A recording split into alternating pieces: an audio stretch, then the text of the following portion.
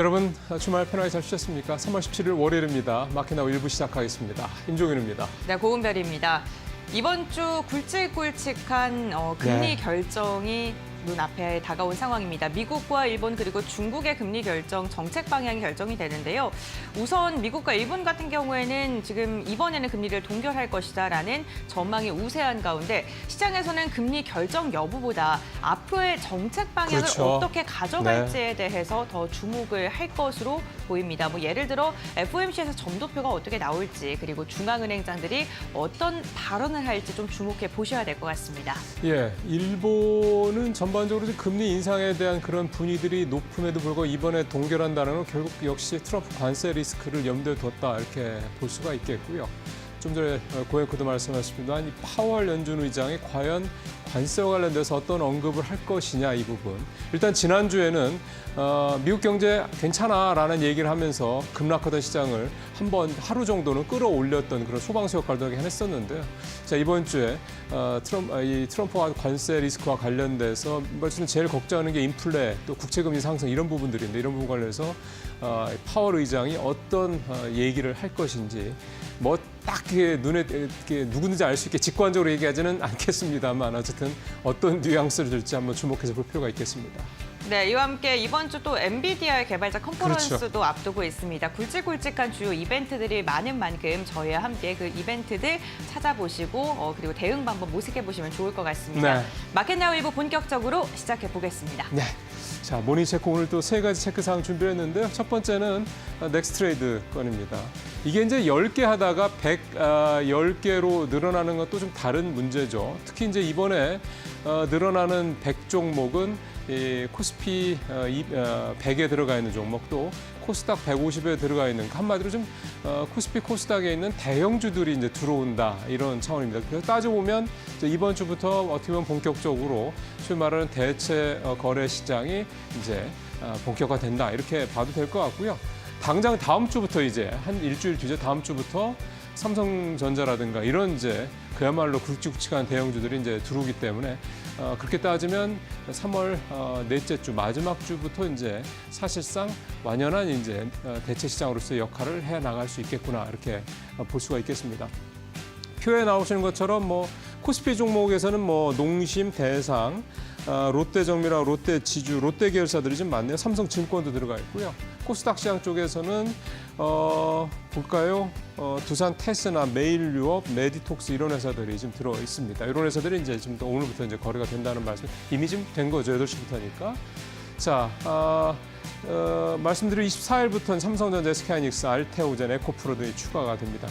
이제 일주일 정도, 이제 2주일 정도 운용해봤는데요. 결론은 뭐냐면 개인 투자자들이 굉장히 활발하게 하고 있다라는 거고, 이렇게 개인 투자자들이 이 대체 거래소를 많이 이용하는, 더 열심히 이용하는 거는 이제 SOR 시스템 때문에 그런데 이게 이제 시스템이 알아서 뭐 어떤 걸 더 먼저, 어떤 쪽이 더 먼저 체결될 수 있는 것이냐, 요거를 이제 알아서 해주는 거기 때문에 별 문제 없으면 대부분 다 그쪽으로 간다라는 점에서 이제 개인 투자들이 앞으로도 이 넥스트레이드를 조금 더 많이 활용할 수 있을 것이다 이렇게 예상이 좀 되고 있습니다. 그러니까 결국 개인 투자들이 좋아할 만한 종목들이 이 넥스트레이드에서 대체 거래소에서 좀 더 주가가 활발할 수 있다 이렇게 볼 수 있는 거죠. 두 번째 체크사항 가보죠. 예, 연기금의 움직임이 조금 이제 변화가 보이는 것 같습니다. 지난주에 42거래일 연속 순매수 행진 중단됐다라는 말씀도 좀 드렸고요. 3월 6일이었는데 그때 이제 5억 순매도를 하면서 42일째 만에 이제 거래가 순매수가 연속이 중단이 됐고 그 뒤에 좀 이 표 보시면요. 이거거든요. 연기금이. 여기에 보면 이게 언제입니까? 3월 12일입니다. 3월 11일입니다. 3월 11일부터 13일까지 3일 연속으로 연기금이 순매도를 하는 모습이 나타납니다. 그다음에 마지막 지난주 금요일 14일 날 다시 560억대 순매수로 돌아서긴 했는데 지난 42거래일 연속 순매수 기간 동안 3조 5천억 정도를 순매수를 했고 하루 평균 한 840억 정도 순매수를 했습니다. 그렇게 따지면 순매도 규모도 그렇고 지난주 금요일 날 순매수 규모도 그렇고 일단 평균치보다 조금 낮은 거긴 하죠. 일단 이제 그럼 국민연금이 이제 다 산 거냐 연기금이 이제 이 부분에 대해서는 아직은 좀 해석의 여지들이 있는 것 같습니다. 일부 전문가들은 상반기에 10조 더 살 수 있는 여력이 있다 보는 분들도 있고 반대로 그 정도 살 수 있는 능력이 안 되고 이제 대부분 다 이제 소진했다라고 얘기하는 분도 있는데요. 여기 이제 TAA라는 게 있는데 이게 뭐냐면 이제 자산을 이제 제대로 배분하는 겁니다. 투자 포트폴리오에서 각 자산별로 비중이 어느 정도인지를 이제 하는 전략을 얘기하는 건데 국민연금의 이 TAA가 즉 자산 배분 전략 과정에서 주식의 비중이 주식이 올 들어서 이제 주가가 많이 오르다 보니까 국내 주식이 국내 주식 비중이 좀 올라가게 되죠. 자연스럽게 전체 포트폴리오에서. 그렇게 되면은 더 이상 이제 국내 주식에 대한 비중을 높이지 않을 수도 있다. 이제 이런 얘기가 조정이 될 거다. 이제 국민연금의 순매수세가 이제 어느 정도 다 왔다라고 얘기하는 근거가 좀 된다고 볼 수가 있겠습니다. 어쨌든 중요한 거는요. 연금이 산 종목들을 좀 파악을 해 보게 되면 결국은 연기금이 보통 국내 주식 살 때 저평가되는 종목들, 주가가 좀 낮은 종목들을 사는 게 가치에 비해서 낮은 종목들을 살 때가 많기 때문에 그런 종목들이 연기금이 사고 난 다음부터 올라가는 경우들이 있어서 결국은 어떤 종목들을 샀는지 한번 잘 볼 필요가 있다.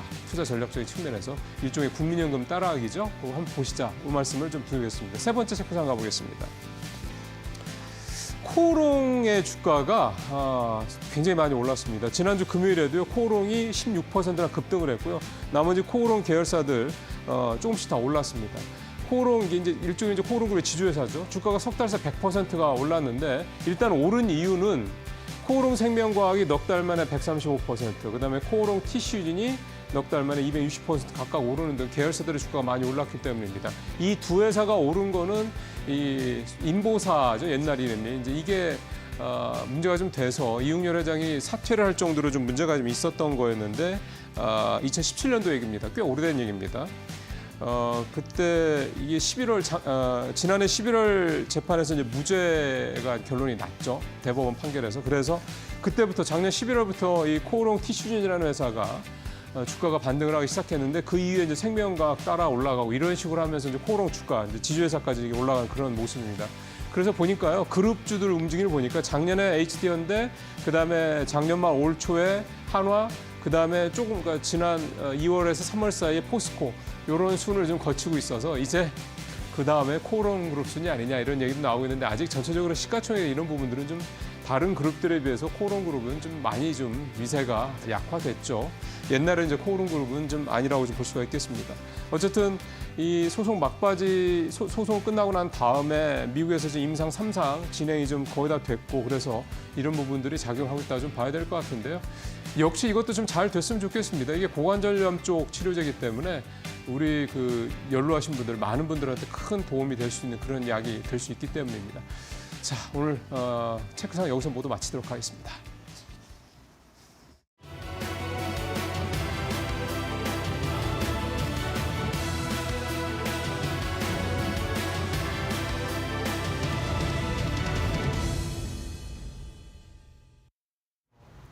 지난주 금요일 뉴욕 증시 3대 지수가 일제히 강한 반등에 성공했습니다. 트럼프 대통령이 관세와 관련된 발언을 전혀 내놓지 않자 3대 지수가 일제히 상승폭을 키우면서 화답을 했는데요. 대선 이후에 S&P 500 지수가 이날 보였던 장중의 상승이 가장 높았던 상승이었다고 합니다.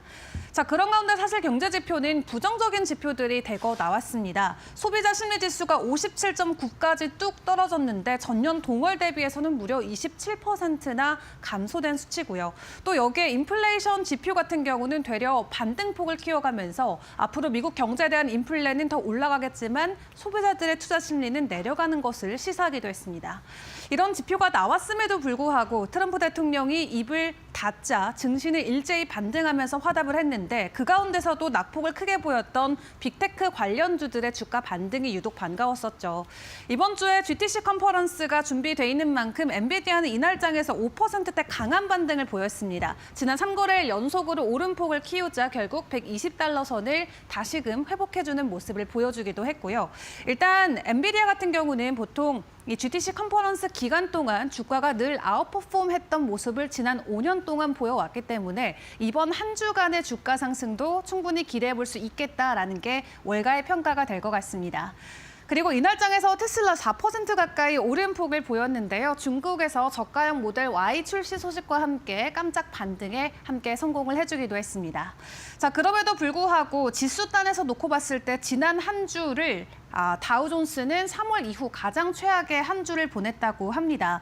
1950년대 이후로 이 정도로 가파르게 지수가 하락했던 건 역대 5번째였다라고 하고요. 지난 한 주 동안 증시가 크게 흔들리긴 했습니다만 그래도 금요일 기준으로 반등에 성공해주는 모습이 포착되기도 했습니다.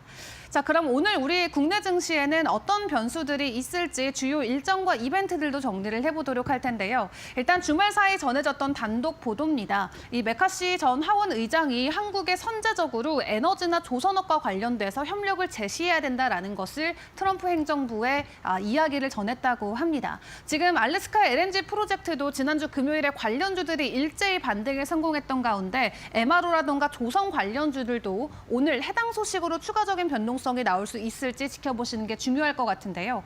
이 군 한정뿐만 아니라 알래스카 쇠빙선까지 한국에 맡길 준비를 미국은 하고 있는 것 같습니다. 기대감의 관련주들의 변동성 오늘장 나올지 같이 지켜보시고요.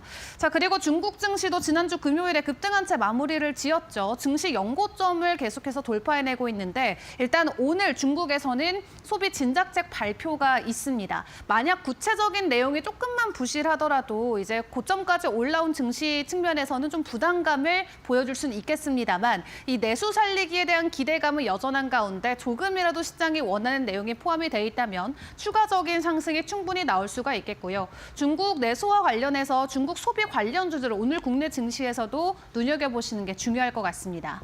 자, 그리고 말씀드렸던 엔비디아의 GTC 컨퍼런스 이번 주 최대 화두가 되겠죠. 18일에 이제 젠슨항 CEO의 기조 연설이 있고요. 20일에는 로봇과 관련된 패널 토론, 그리고 21일에는 모두가 기다리고 있는 양자 컴퓨팅과 관련된 패널 토론도 준비가 돼 있습니다.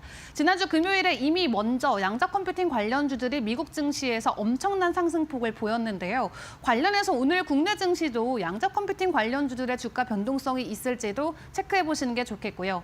그리고 이번 주는 또 슈퍼 금리 위크로도 불립니다. 한국과 중국 그리고 일본과 영국까지 모두 금리와 관련된 결정을 내리게 되는데 전반적으로 금리 동결과 관련된 가능성이 상당히 큽니다만 일단 주요 정책권자들이 어떤 발언을 내놓는지가 시장에서는 가장 집중하는 포인트가 될 것 같습니다.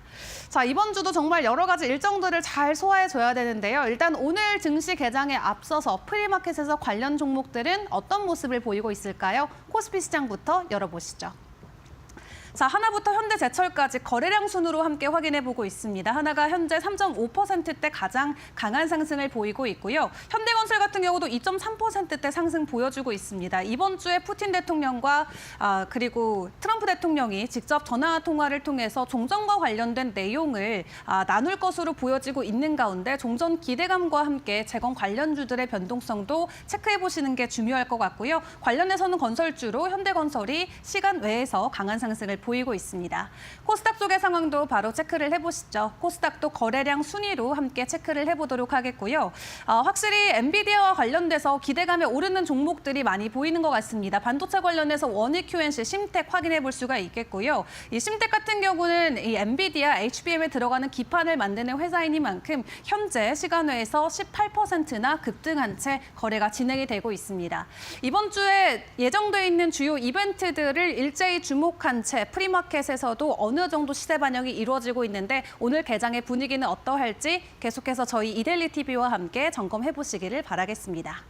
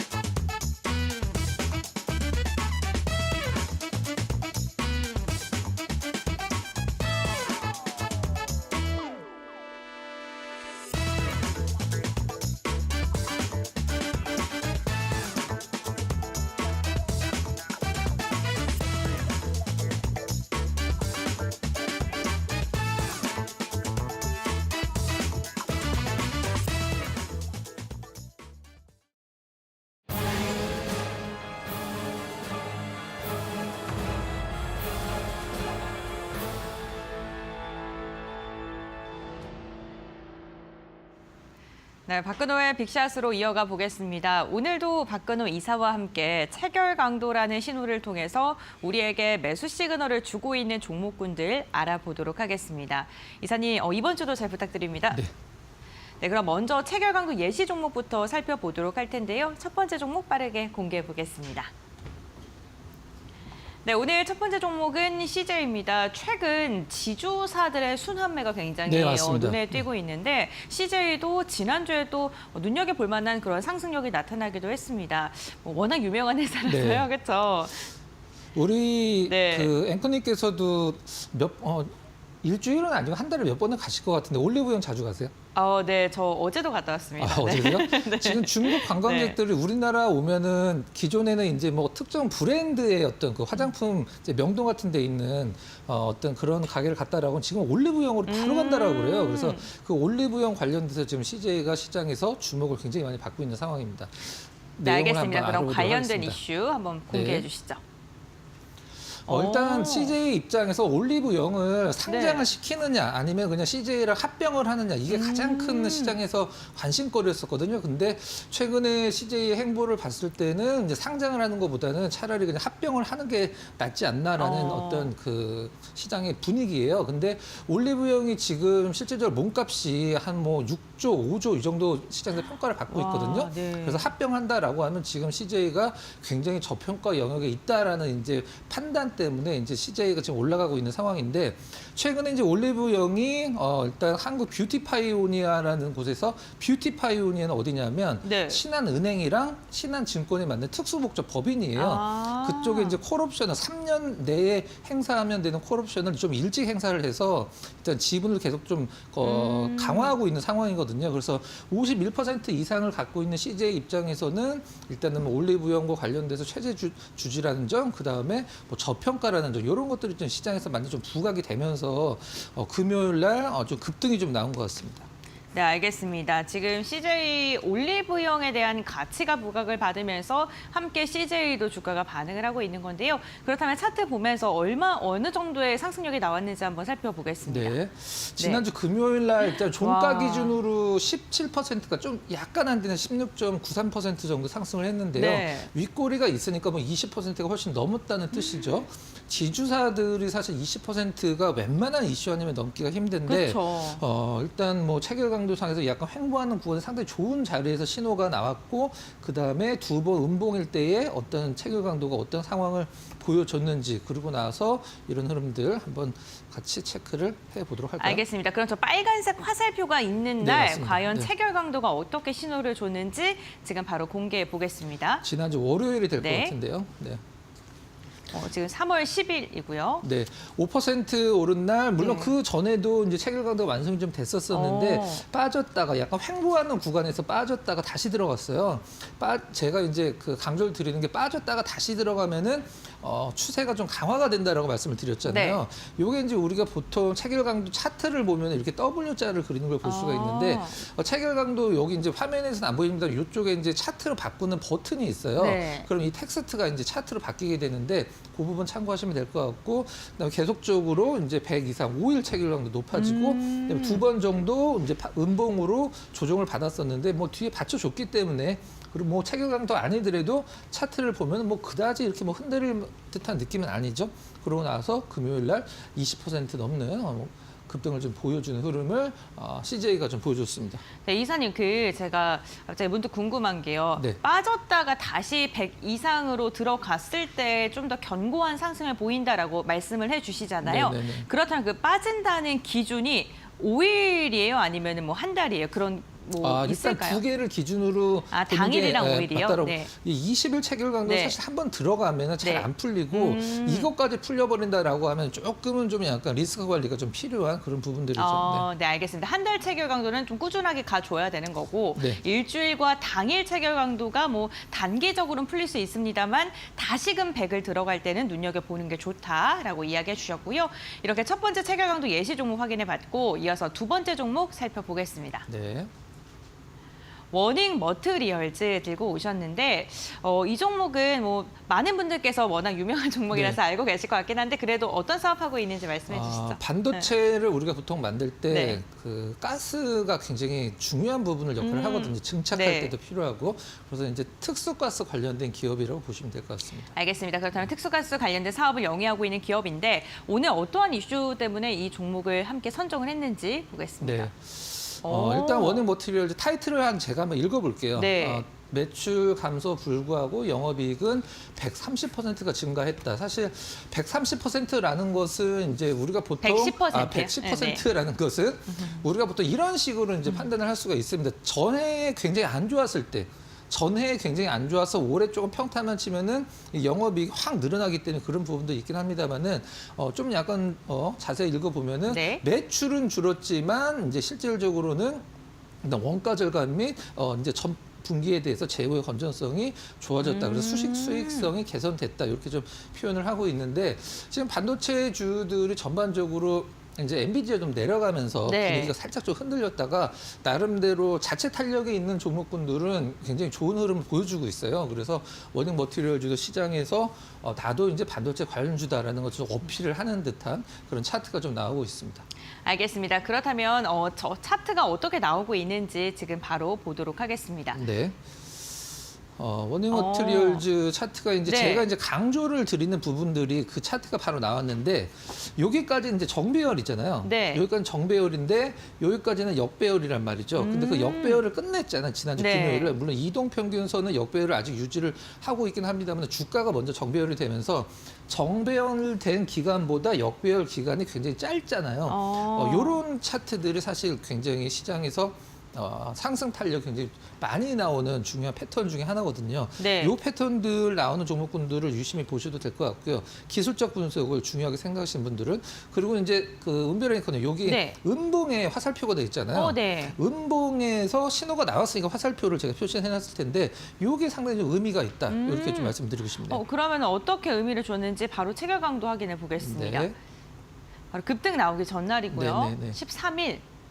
물론 오. 그 전일 대비해서 0.25% 네. 정도밖에 안 떨어지긴 했습니다만 이제 고가권에서 떠서 갭으로 떠서 출발해서 음봉이 나왔기 때문에 사실 이제 시장에서는 이제 누군가 팔았구나라고 생각을 할 수 있긴 합니다만 우리 체결 강도를 봤을 때 거래량도 2배 늘었잖아요. 네. 그다음에 체결 강도도 149. 와, 150에 그다음에 가깝네요. 네. 일주일 체결 강도가 한 달 만에 처음으로 들어간 것 같아요. 그래서 이런 부분들 체크를 하셨다라고 하면은 지난주 금요일 날 거의 8%에 가까운 어떤 그 워닝 머티리얼즈 수익을 좀 얻으실 수 있었다. 이렇게 보시면 될 것 같습니다. 알겠습니다. 워닝 머트리얼즈 급등이 나오기 전날 당일 체결 강도가 약보합권임에도 불구하고 150을 돌파 가깝게 올라가는 모습이 나타났는데 이렇게 체결 강도를 통해서 먼저 나 이제 올라갈 거야 라는 신호를 확인해 볼 수 있었다라고 말씀해 주셨고요. 세 번째 종목도 함께 살펴보겠습니다. 네.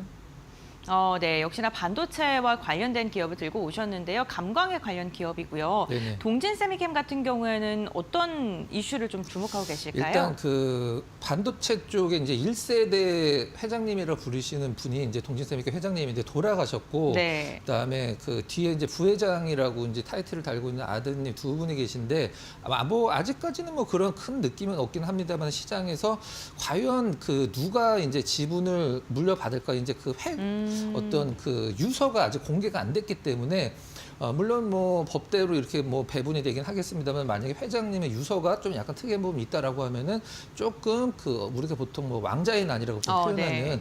그런 것들이 있을 수 있다라고 이제 기사들로 전해지고 있는 상황입니다. 네. 알겠습니다. 그럼 지분 경쟁에 대한 이슈까지 얽히게 된다면 사실 그런 이슈가 얽혀져 있는 종목군들의 변동성이 굉장히 네. 크기 때문에 그 부분도 주목을 함께 하고 계시다라고 이야기해 주셨는데 그럼 들고 온 이슈 함께 살펴보겠습니다. 사실 저희 쪽에서도 그 네. 한번 그 소개를 시켜드렸던 부분인데 네. 일단 그 실적이 좋아졌죠. 실적이 좋아졌는데 저는 이 종목에서 이제 수급을 한번 좀 보려고 네. 이제 수급표를 좀 준비를 했는데 기관 쪽의 수급이 뭐 중간중간에 약간 좀 빠지긴 했습니다만 요즘에 기관들 수급 보면 뭐 연기금만 쭉 산다든가 아니면은 뭐 투신만 쭉 산다든가 이렇게 고르게 사는 어떤 종목군들이 이렇게 많지는 않거든요. 네. 근데 지금 동진세미캠 같은 경우는 외국인들은 좀 약간 뭐 매도 기조긴 합니다만 지난주 금요일에 매수로 턴을 했고, 근데 기관 쪽의 수급 주체를 보면은 뭐 연기금, 투신, 보험, 금융투자 골고루 금융투자 과거에 이제 증권이죠. 네. 골고루 들어오는 수급이 굉장히 좀 약간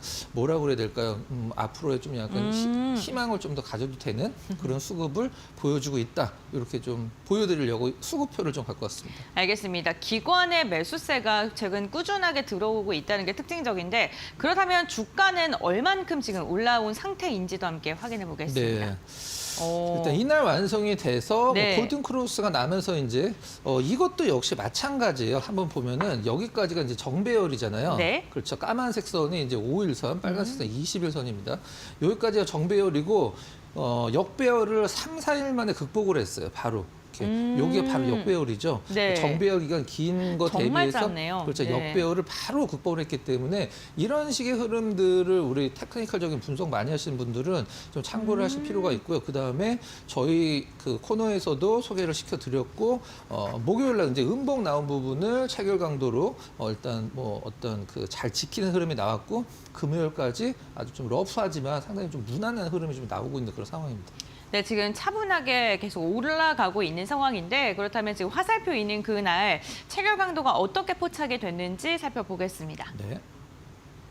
지난주 이제 목요일이 될 텐데요. 1.26% 오른 날 이제 체결 강도가 당일 이제 128, 그다음에 네. 일주일 체결 강도가 이제 근 한 달 새에는 처음 들어갔어요. 그러니까 뭐 중간 빠졌다가 다시 들어가는 것도 좋긴 합니다만은 계속 일주일 체결 강도 이제 이 두 개가 기본으로 미니멈으로 이제 들어가야지만 이제 매수 쪽으로 이제 생각을 하시면 되는 게 바로 당일과 5일 체결 강도고요. 근 한 달 동안에는 처음 들어갔기 때문에 이제 관심을 좀 가져도 되죠. 이거 왜 오르는 거지 하면서 시장에서 좀 서치도 하고 분석을 했을 때 이게 실적도 좋아졌고 다른 모멘텀도 있구나. 그러면 한번 좀 매수를 고려해 보자. 이런 식으로 이제 접근하시면 되는 것 같아요. 그 후에 음봉 네. 나왔을 때 5일 체결 강도 계속 유지했고요. 유지해주고 그다음에 계속적으로 좋은 흐름을 나타내주고 있기 때문에 관심을 계속 두셔도 될 것 같고 저희 이제 그 빅샷 이제 네. 마지막에 두 종목 있잖아요. 네. 그 종목 말고도 지금 저희 이제 예시 종목들이 대부분 괜찮은 흐름을 보여주는 게 굉장히 많아요. 그럼요, 네. 그런 종목군들도 여러분들 관심 있게 좀 보시면 될 것 같습니다. 그러니까 오늘 저희가 뭐 비샷 종목, 뭐 좋은 종목 엄선해서 말씀을 드리긴 합니다만 예시 종목도 이사님께서 정말 열심히 서치를 해서 네, 가지고 맞습니다. 오는 종목이기 때문에 앞으로의 추이라든가 모멘텀들 함께 엮여 있는 기업들을 좀 꾸준하게 살펴보시는 것도 좋을 것 같고요. 우선 화요일 날 100 넘어선 뒤에 계속해서 100 이상의 흐름을 5일에서는 지금 나타나고 있다라고 정리해 보겠습니다. 그럼 다음으로는 체결 강도 예시 종목 네 번째 종목이죠. 네. 네, 공개해 주겠습니다. 신대양제지요? 네. 지금 골판지 가격이 너무 올라갔고 지금 그래요? 택배비도 올라갈 거라는 얘기가 나오고 있어요. 네. 근데 택배 그 골판지를 너무 과도하게 좀 많이 사용하는 것도 이 속포장도 너무 심하고 그다음에 그 특정 쇼핑몰 같은 데서는 네. 똑같은 제품을 10개를 사면 그걸 하나씩 이 박스가 10개로 오는 것도 있거든요. 네. 그런 부분들은 그렇고 지금 일단 골판지 가격이 좀 많이 올라서 네. 뭐 방송 끝나고 좀 약간 리아카 좀 끌어야 되나. 네. 일단 네. 뭐 알겠습니다. 오르는 건 기업 네. 입장에서 좋은 거니까 그렇죠. 한번 네. 보도록 하겠습니다. 알겠습니다. 네. 자, 이게 좀 약간 의미가 있는 느낌이 있는데요. 어떤 거냐면 이제 사실 골판지는 4단계가 있어요. 폐 네. 골판지가 있고 원지가 있고 원단이 있고 상자가 있거든요. 네. 근데 상자를 만드는 입장에서는 뭐 원단이나 원지가 올라가면 안 좋잖아요. 그쵸. 근데 골판지 업계들은 대부분 이제 폐 골판지를 부셔서 원지를 먼저 만들고 그다음에 원단이라는 것은 우리가 이제 그 박스를 보면 한 겹이 아니라 두 겹으로 돼서 안에가 요렇게 네. 두껍게 돼. 그게 이제 원단. 그다음에 그 뒤에 이제 박스를 만드는 건데 대부분 다 하거든요. 이 네. 골판지를 하는 쪽은. 근데 그래서 뭐 폐 골판지가 뭐 가격이 뛰면 좋긴 합니다만은 상자를 같이 만들기 때문에 조금은 뭐 일장일단이 있다라고 이제 왼쪽에 있는 돈을 오른쪽으로 좀 옮겨놓는 그런 느낌도 좀 있습니다. 근데 네. 이 신대양 제지 같은 경우는 대양 제지라고 이제 자회사가 있었는데 과거에 상장 폐지를 시켰어요. 자사주를 그냥 취득을 해서. 근데 이건 이제 작년 자료긴 합니다만 지금 밑에 보시면 우리나라에서 유명한 이제 종이 기업들 나와 네. 있는데 신대양제지, 아시아제지, 뭐 대림제지 나와 있는데 신대양제지가 작년에만 432만 주를 자사주를 샀어요. 그래서 네. 시장에서는 이거 혹시 과거에 대양제지처럼 신대양제지도 어떤 자사주 매입을 통해서 이제 그 자진 상폐를 가는 게 아니냐. 물론 자진 상폐 갈 때 가격이 이제 굉장히 그 중요하죠. 매수 청구권이 이제 주주들이 했을 네. 때 얼마를 주겠다. 이게 중요하긴 합니다만은 일단은 제가 봤을 때는 어느 정도 이제 이건 이제 기사에 의한 거기 때문에 제 의견은 아닙니다. 이렇게 표현을 좀 하자면 좀 약간 냄새가 좀 난다. 뭐 그런 느낌으로 좀 보시면 될 것 같고요. 네. 아무튼 뭐 폐 골판지 가격이 뛴다라는 것은 일단 제조업계에서는 뭐 나쁜 건 아니다. 골판지 쪽에서는 이렇게 보시면 될 것 같아요. 알겠습니다. 지금 폐 골판지 가격이 좀 계속해서 강화하고 있는데 그렇다면 주가도 반응하고 있는지 함께 확인해 보겠습니다. 네. 와, 정말 꾸준하게 상승하네요. 네. 그 은별이크는 네. 그 화살표가 없으면 네. 이제 뭔지 아시죠? 네, 계속해서 올라가고 계속해서 있는. 네. 특정한 날 신호를 준 게 아니라 계속 좋았고 그런 신호를 줬을 때 그런 느낌을 줬을 때 이제 어떤 식으로 주가가 반응을 하는지를 보기 위해서 좀 굉장히 좀 교과서적인 흐름을 좀 보여주고 있고 차트도 체결 강도 역시 좀 약간 교과서적인 모습을 좀 보여줬습니다. 지난주 금요일에 소리 없이 급등했고. 정말 잘 간 것 네, 네, 같은데요. 맞습니다. 그렇다면 체결 강도가 그럼 기존부터 어떻게 계속 우리에게 신호를 주고 있었는지 함께 확인해 보겠습니다. 네. 와. 일단 60일은 이게 이제 한 달 정도 기준인데 지금 우리가 같이 보고 있는 화면에 60일은 100 이하로 빠진 적이 없습니다. 그러네요. 그다음에 20일도 100 이하로 빠진 적이 없어요. 5일도 100 이하로 빠진 적이 없습니다. 근데 당일 체결 강도 보면은 500, 400, 와. 430, 356, 300.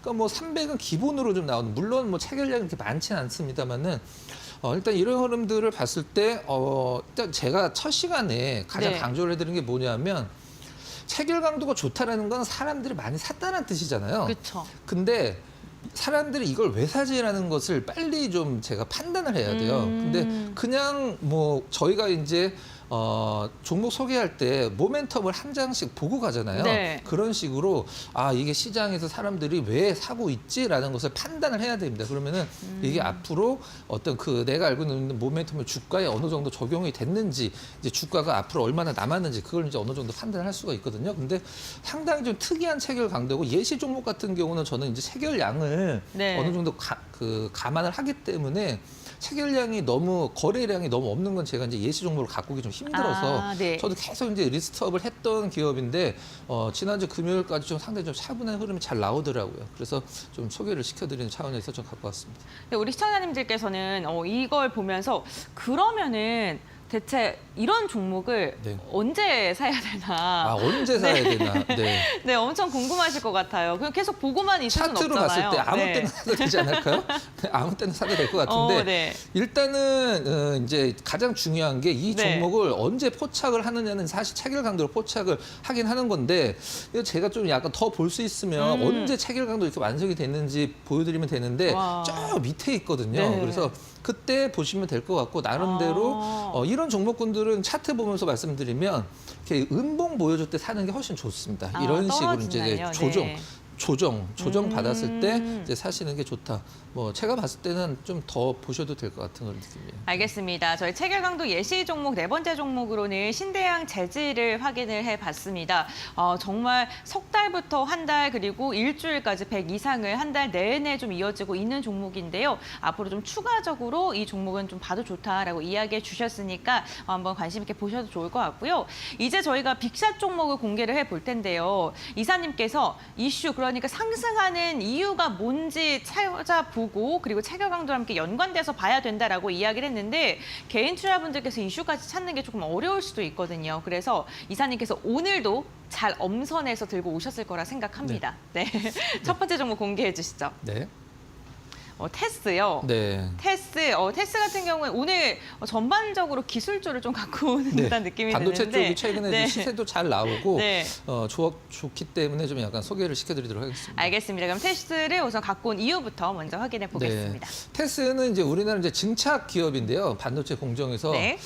보통 우리가 이제 증착 쪽에서 가장 기술력이 높은 것은 ADL이라고 해서 이제 주성 엔지니어링이나 유진테크 쪽에서 하는 게 이제 ADL 이제 원자 증착이라고 얘기를 하는 거고 네. 그다음에 우리 이제 그 원익 IPS나 테스 같은 데서 하는 화학 증착은 이제 케미칼을 붙여서 CVD라고 표현을 하거든요. 근데 물론 뭐 기술 ADL이 그 기술력이 좋긴 합니다만 쓰이는 곳이 다르기 때문에 네. 무조건 다 아무데나 ADL 원자 증착을 갖다가 쓸 수는 없거든요. 다른데 화학 증착도 지금 좋아지고 있는데 보통 테스를 얘기를 하면 우리가 보통 이렇게 얘기를 하거든요. 낸드향 기업이라고 보통 얘기를 하거든요. 낸드 쪽이 좋아지면 테스가 실적이 엄청 좋아진다. 근데 전통적인 낸드의 강자였는데 작년에 굉장히 좀 의미 있는 일이 있었어요. D램 쪽 매출이 70%가 넘어갔습니다. 작년에. 와. 테스 역사상 처음이라고 보시면 될 것 같은데 그 부분이 이제 왜 그러냐면 지금 하이닉스도 마찬가지고 삼성전자도 마찬가지고 반도체 공정을 1B 공정으로 지금 바꾸고 있는 상황이에요. 5세대 공정인데 B는 두 번째잖아요. A, B. 근데 왜 5세대라고 얘기를 하냐면 처음 시작했을 때 X로 시작을 했어요. 1세대가 X예요. 네. 2세대가 Y, 3세대가 Z. 뭐 네. 갈 데가 없잖아요. 야, 근데 다시 앞으로 가자. 그렇게 해서 4세대가 A, 5세대가 B 이렇게 가는 겁니다. 네. 알겠습니다. 그럼 5세대 그리고 우선 D램에서도 지금 기술력을 좀 인정받으면 실적이 찍히고 있는 테스인데 그렇다면 차트가 우리가 좀 접근할 만한 위치에 네. 있는지 네. 함께 살펴보겠습니다. 참 많이 올랐습니다. 많이 네. 올랐는데 제가 봤을 때는 윗단을 조금 더 열어놓을 필요성도 있고 해서 급등이 나왔잖아요. 급등이 이제 2월 초에 급등이 나오고 나서 좀 약간의 좀 너울거리는 흐름이 있긴 합니다만 다시 고점 돌파 트라이가 좀 나오고 있는 상황이라 이런 차트들이 사실 좀 공격적인 분들은 굉장히 좋아하시는 차트거든요. 네. 제가 봤을 때 이게 주봉으로 봤을 때는 사실 이 오르는 게 그렇게 큰 티가 안 나고 좀 부담스러운 느낌이 아니거든요. 이제 일봉으로 봐서 좀 약간 부담스럽긴 한데 차트는 제가 봤을 때는 좀 약간 공격형에 가까운 그런 차트라고 보시면 될 것 같습니다. 알겠습니다. 지금 주봉상으로 볼 때는 많이 오른 상황이 아닐 것이다라고 이야기해 주셨는데요. 그렇다면 체결 강도는 언제 신호를 줬는지. 그리고 여기도 잠깐 봐볼까요? 어디요? 이만큼이 정배열이잖아요. 네. 근데 여기 그러네요. 역배열을 딱 한 5일 만에 네. 극복을 해놨어요. 이 부분도 굉장히 긴 정배열에서 역배열을 짧게 극복을 하는 오늘 이런 차트들이 제가 의도한 건 아닌데 많이 나오네요. 네. 이사님께서 또 그런 차트가 괜찮다고 생각을 하시니까 눈에 더 잘 보이는 것 같습니다. 네. 그렇다면 저희 체결 강도 한번 확인해 보겠습니다. 체결 강도 이제 4개가 이제 100을 네. 들어가 있는 상황인데 많이 좀 올랐기 때문에 4개가 100인 거는 어느 정도 인정을 하고 그다음에 거래량이 좀 목요일 날 15만 주에서 금요일 날 24만 주까지 늘어난 점. 네. 그다음에 3% 올라갔을 때 사실 249는 상당히 좋은 체결 강도거든요. 그다음에 네. 5일, 그다음에 20일, 한 달까지 이제 받쳐줬기 때문에 차트도 좋고 이제 실적도 좋아지고 상당히 좀 의미 있는 최근에 이제 그 어떤 삼성전자나 하이닉스 쪽에서 수주가 굉장히 많이 들어오고 네. 있는 상황이거든요. 그렇기 때문에 테스트도 좀 눈여겨보자 말씀드리도록 하겠습니다. 알겠습니다. 첫 번째 빅샷 종목 테스 공개했고요. 이어서 두 번째 종목 살펴보겠습니다. 네. 선익 시스템이고요. 역시나 증착 관련된 기술력 갖고 있는 증착이 이거 이제 기업입니다. 디스플레이 쪽이죠. 모멘텀 같이 보도록 알겠습니다. 하겠습니다. 네. 이제 글씨만 읽으면 왜 이걸 봐야 되는지 이해가 가실 겁니다. 선익 시스템 BO의 8세대, 8.6세대 증착기 공급 확정. 이제 8.6세대라는 건 이제 기술이 아니라 원장의 크기를 얘기를 하는 거죠. 이제 커질수록 이제 그 세대가 커지는 상황인데 요 증착기 공급 확정했는데 캐논 도키가 이제 삼성 디스플레이에 이 증착기 공급할 때 1조 원에 공급을 했어요. 대당 네. 1조 원. 근데 선익 시스템 같은 경우는 좀 약간 낮춰갖고 3천억 정도의 이 BO에 이제 그 계약을 했거든요. 근데 과거에 선익 시스템이 왜 매출이 많이 안 나왔냐면 양산과 관련된 장비가 아니라 테스트나 R&D 관련 네. 장비만 주로 만들었기 때문에 이번에 이제 처음으로 8.6세대 양산의 장비를 공급을 했는데 비전옥스라고 중국에 있는 그 디스플레이 회사죠. 이번 8.6세대 장비 입찰을 하는데 역시 캐논 도키랑 같이 붙었습니다. 두 회사가 또 붙었는데 가격적으로 아무래도 이제 BOE 쪽에 안정적으로 이제 공급을 했기 때문에 비전옥소 쪽에서도 이제 그 선익 시스템 거를 쓴다라고 하면은 수주를 한다라고 선익 시스템 입장으로서 뭐 그 매출이 엄청나게 올라갈 수밖에 없는 상황이기 때문에 좀 약간 관심 있게 보자 이렇게 말씀드리도록 하겠습니다. 알겠습니다. 그럼 빠르게 차트도 한번 확인해 보시죠. 네, 차트는 오. 바닥권에서 좀 약간 거래량 지난주 금요일 날 네. 올라오고 있는 느낌인데 이게 이제 그 3월 달에 결정이 나요. 네. 낙찰이 어느 회사로 될지 그렇기 때문에 시장에서 좀 미리 움직이고 있는데 올라간 게 별로 없기 때문에 관심 있게 보셔도 가격적인 리스크는 없다라고 보시면 될 것 같습니다. 알겠습니다. 그럼 체결 강도도 빠르게 확인해 네. 보겠습니다. 체결 강도 이제 2개만 들어가 있는 상황 바닥권에서 막 올라왔기 때문에 한 달이랑 60일까지는 네. 아직은 찰 수도 없는 상황이고 일단 2개로 만족하시면 될 것 같아요. 181, 113 들어가면서 일단은 최소한의 조건은 만족했다 이렇게 보시면 될 것 같습니다. 네, 알겠습니다. 오늘도 박근호 이사와 함께 체결 강도라는 신호를 통해서 우리에게 매수 시그널을 주고 있는 종목, 예시 종목부터 그리고 빅샷 종목까지 알아봤습니다. 앞으로의 추이 저희와 함께 확인해 보시죠. 이사님과의 말씀은 여기까지 듣겠습니다. 고맙습니다.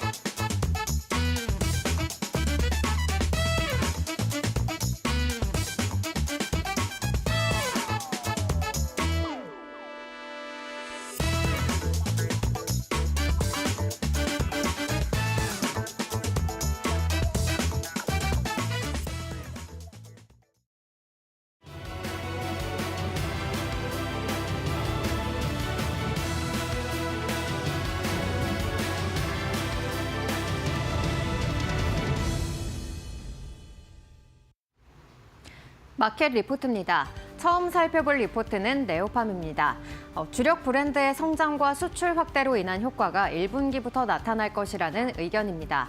먼저 1분기 실적 같은 경우에는 매출은 전년 동기 대비해서 15%, 영업이익은 10% 상승하면서 컨센서스에 부합할 전망인데요. 1분기 OEM을 제외한 화장품 매출 같은 경우에는 전년 동기 대비해서 20% 늘어날 것이라는 의견입니다. 아토팜은 10%, 그리고 제로이드 같은 경우에는 올리브영 같은 H&B 매장의 매출 비중이 20% 늘어나면서 40%로 확대될 전망이고요. 리얼 베리어 같은 경우에는 해외 판매가 증가를 하고 있는 데다가 다이소에서 소비자들의 긍정적인 반응이 확인이 되면서 32%로 늘어난 전망입니다. 더마비 같은 경우에는 북미 수출이 10% 감소를 하면서 매출 변동이 크지 않을 걸로 전망되고 있습니다. 국내 성장 채널이 또 확대될 것이라는 의견 또한 제시를 했는데요. 제로이드 같은 경우에는 H&B 매장의 입점을 통해서 소비자와의 접점을 확대해 나가려는 전략을 제시를 하고 있고요. 그리고 리얼 베리어 같은 경우에는 일본의 오프라인 매장을 확대할 전망인데다가 더마비와 아토팜 같은 경우에는 미국의 코스트코의 온라인과도 오프라인 매장을 확대해 나갈 전망입니다. 이로 인해서 매출은 전년 동기 대비해서 13%, 영업이익은 20% 늘어날 것이라는 전망입니다. 투자 의견은 따로 제시하지 않았습니다. 다음 리포트 살펴보겠습니다. 다음 리포트는 반도체 산업 리포트인데요. D램 단가 상승과 또 HBM의 성장이 계속돼서 지속될 것이라는 의견입니다. D램 단가 같은 경우에는 2분기부터 계속해서 상승 전환이 전망된다는 건데요. 현재 이 D램 고객사들 같은 경우에는 서버와 모바일, PC 쪽에서 이 DDR5의 수요 모멘텀을 활용해서 DDR5의 재고 소진에 나서고 있습니다. 이로 인해서 1분기에는 재고 소진이 마무리될 것이라는 의견이고요. 현재 DDR5 같은 경우에는 공급이 부족한 데다가 수요는 늘어나고 있는 추세입니다. 알리바바에서 최근 AI 투자를 확대해 나가면서 이 클라우드 기업들 내에서는 서버용 D램을 선제적으로 구매하려는 움직임들이 나타나고 있는데요. D램 가격이 오르기 전에 미리 확보하려는 그 움직임으로 풀이가 되고 있습니다. 그리고 HBM 같은 경우에는 올해에도 높은 성장률을 지속할 것이라는 전망인데요. 일반 D램 출하량 증가율은 8%에 그치는 반면에 HBM 출하량 증가율은 70%로 전망이 되고 있습니다. HBM 같은 경우에는 평균 판매 단가가 높기 때문에 판매량과 수익성 역시 증가할 수 있을 것이라는 의견이고요. 또 이 중국에서 D램 시장은 모바일 중심으로 전개가 되고 있기 때문에 국내 기업들은 고부가가치 제품의 비중을 늘려야 한다는 의견 또한 제시했습니다. 낸드 같은 경우에는 시간이 조금 더 필요하다는 의견인데요. 현재 재고 수준이 높은 데다가 전방 수요 강도가 약하기 때문이라는 의견입니다. 하지만 D램보다 더 높은 강도로 감산에 나서고 있는 데다가 선단 공정으로 전환을 진행을 하고 있는데요. 이로 인해서 또 수급 개선에 긍정적인 전망일 것이라는 의견입니다. 투자 의견은 비중 확대로 유지를 했고요. 탑픽은 SK 하이닉스로 제시했습니다. 다음 리포트도 살펴보시죠. 네, 다음 리포트는 CJ입니다. 이 올리브영 기업 가치 상승과 또 CJ와의 합병 가능성이 대두되고 있다는 의견입니다. 올리브영 같은 경우에는 현재 자사주 소각 가능성과 기업 가치 재고가 늘어날 것이라는 전망인데요. 현재 이 올리브영 같은 경우에는 자본준비금 2,500억 원을 잉여금으로 전환을 하면서 이 부분에 있어서 자사주 소각이 기대가 되고 있고요. 또 물류센터 운영과 운송 서비스 사업을 추가해 나가면서 장기적으로 수익성이 증가할 것이라는 기대감 역시 실린 상황입니다. 또 용산에 이 6,800억 원 규모의 사옥을 매입한 것으로 확인이 됐는데요. 이로 인해서 자산 가치 역시도 늘어날 것이라는 의견입니다. 또 올리브영 같은 경우에는 자체적으로 IPO를 추진하는 것보다는 CJ와 포괄적 주식 교환을 통한 합병 가능성이 대두가 되고 있는데요. 현재 이 외부 주주들이 모두 주식을 팔고 나가면서 CJ그룹 내 지분율이 51.3%로 늘어났습니다. 또 이 지배 구조를 단순화하려는 움직임도 함께 나타나고 있고요. 그리고 또 IPO를 추진할 시에는 또 세금 부담이 커질 수가 있는데 자회사로 전환할 때는 세금 문제에서도 유리하다는 의견입니다. 또 올리브영의 기업 가치 현재 6조 원에서 7조 원으로 전망이 되고 있는데 이에 비해서 현재 CJ의 주가는 매우 저렴하다는 의견입니다. 목표 주가는 18만 원으로 유지했습니다. 여기까지 마켓 리포트였습니다.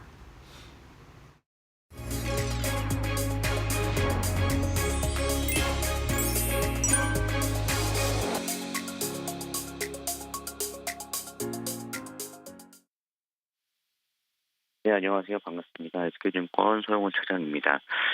지난 금요일 미국 증시 같은 경우는 모두 상승 마감하는 모습들을 좀 보였습니다. 상승 이유들을 살펴보면 최근 미국에서의 물가가 좀 안정을 좀 찾아가는 모습들을 보였고 소비자 심리 지수도 상당히 좀 큰 폭으로 좀 위축되는 모습들을 보였습니다. 즉 경기에 대한 우려감들이 좀 나와 있는 상황 속에서 물가가 하락했다라는 점에서 금리 인하 가능성이 좀 높아졌다라는 시각으로 증시가 좀 상승을 하는 모습들이 나타나줬습니다.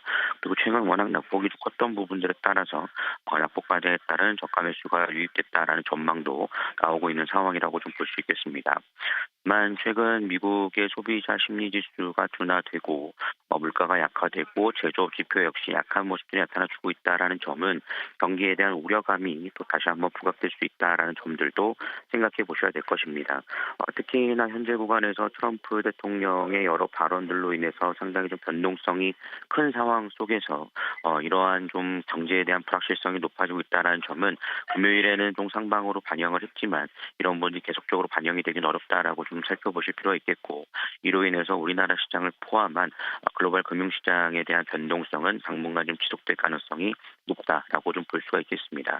그런 점들을 좀 감안해 보시면서 투자 전략을 세워나가 보셔야 될 것이다라고 말씀을 좀 드릴 수가 있겠고요. 그런 상황 속에서 좀 관심 있게 살펴보고 있는 종목들에 대해서 말씀을 드린다라면 한국항공우주와 풍산 두 종목을 좀 보고 있습니다. 두 종목 모두 원전 관련된 방산 관련된 종목으로서 최근 또 트럼프와 캐나다의 갈등으로 인해서 또 방산 이슈가 또 부각되는 모습들이 나타나주고 있습니다. 지금 같은 혼란스러운 장세에서 좀 이슈가 부각될 수 있다는 점을 염두에 두시면서 관심 있게 살펴보시면 좋을 것 같습니다. 이렇게 좀 정리를 해드리도록 하겠고요. 지금까지 SK증권 서영훈 차장이었습니다. 감사합니다.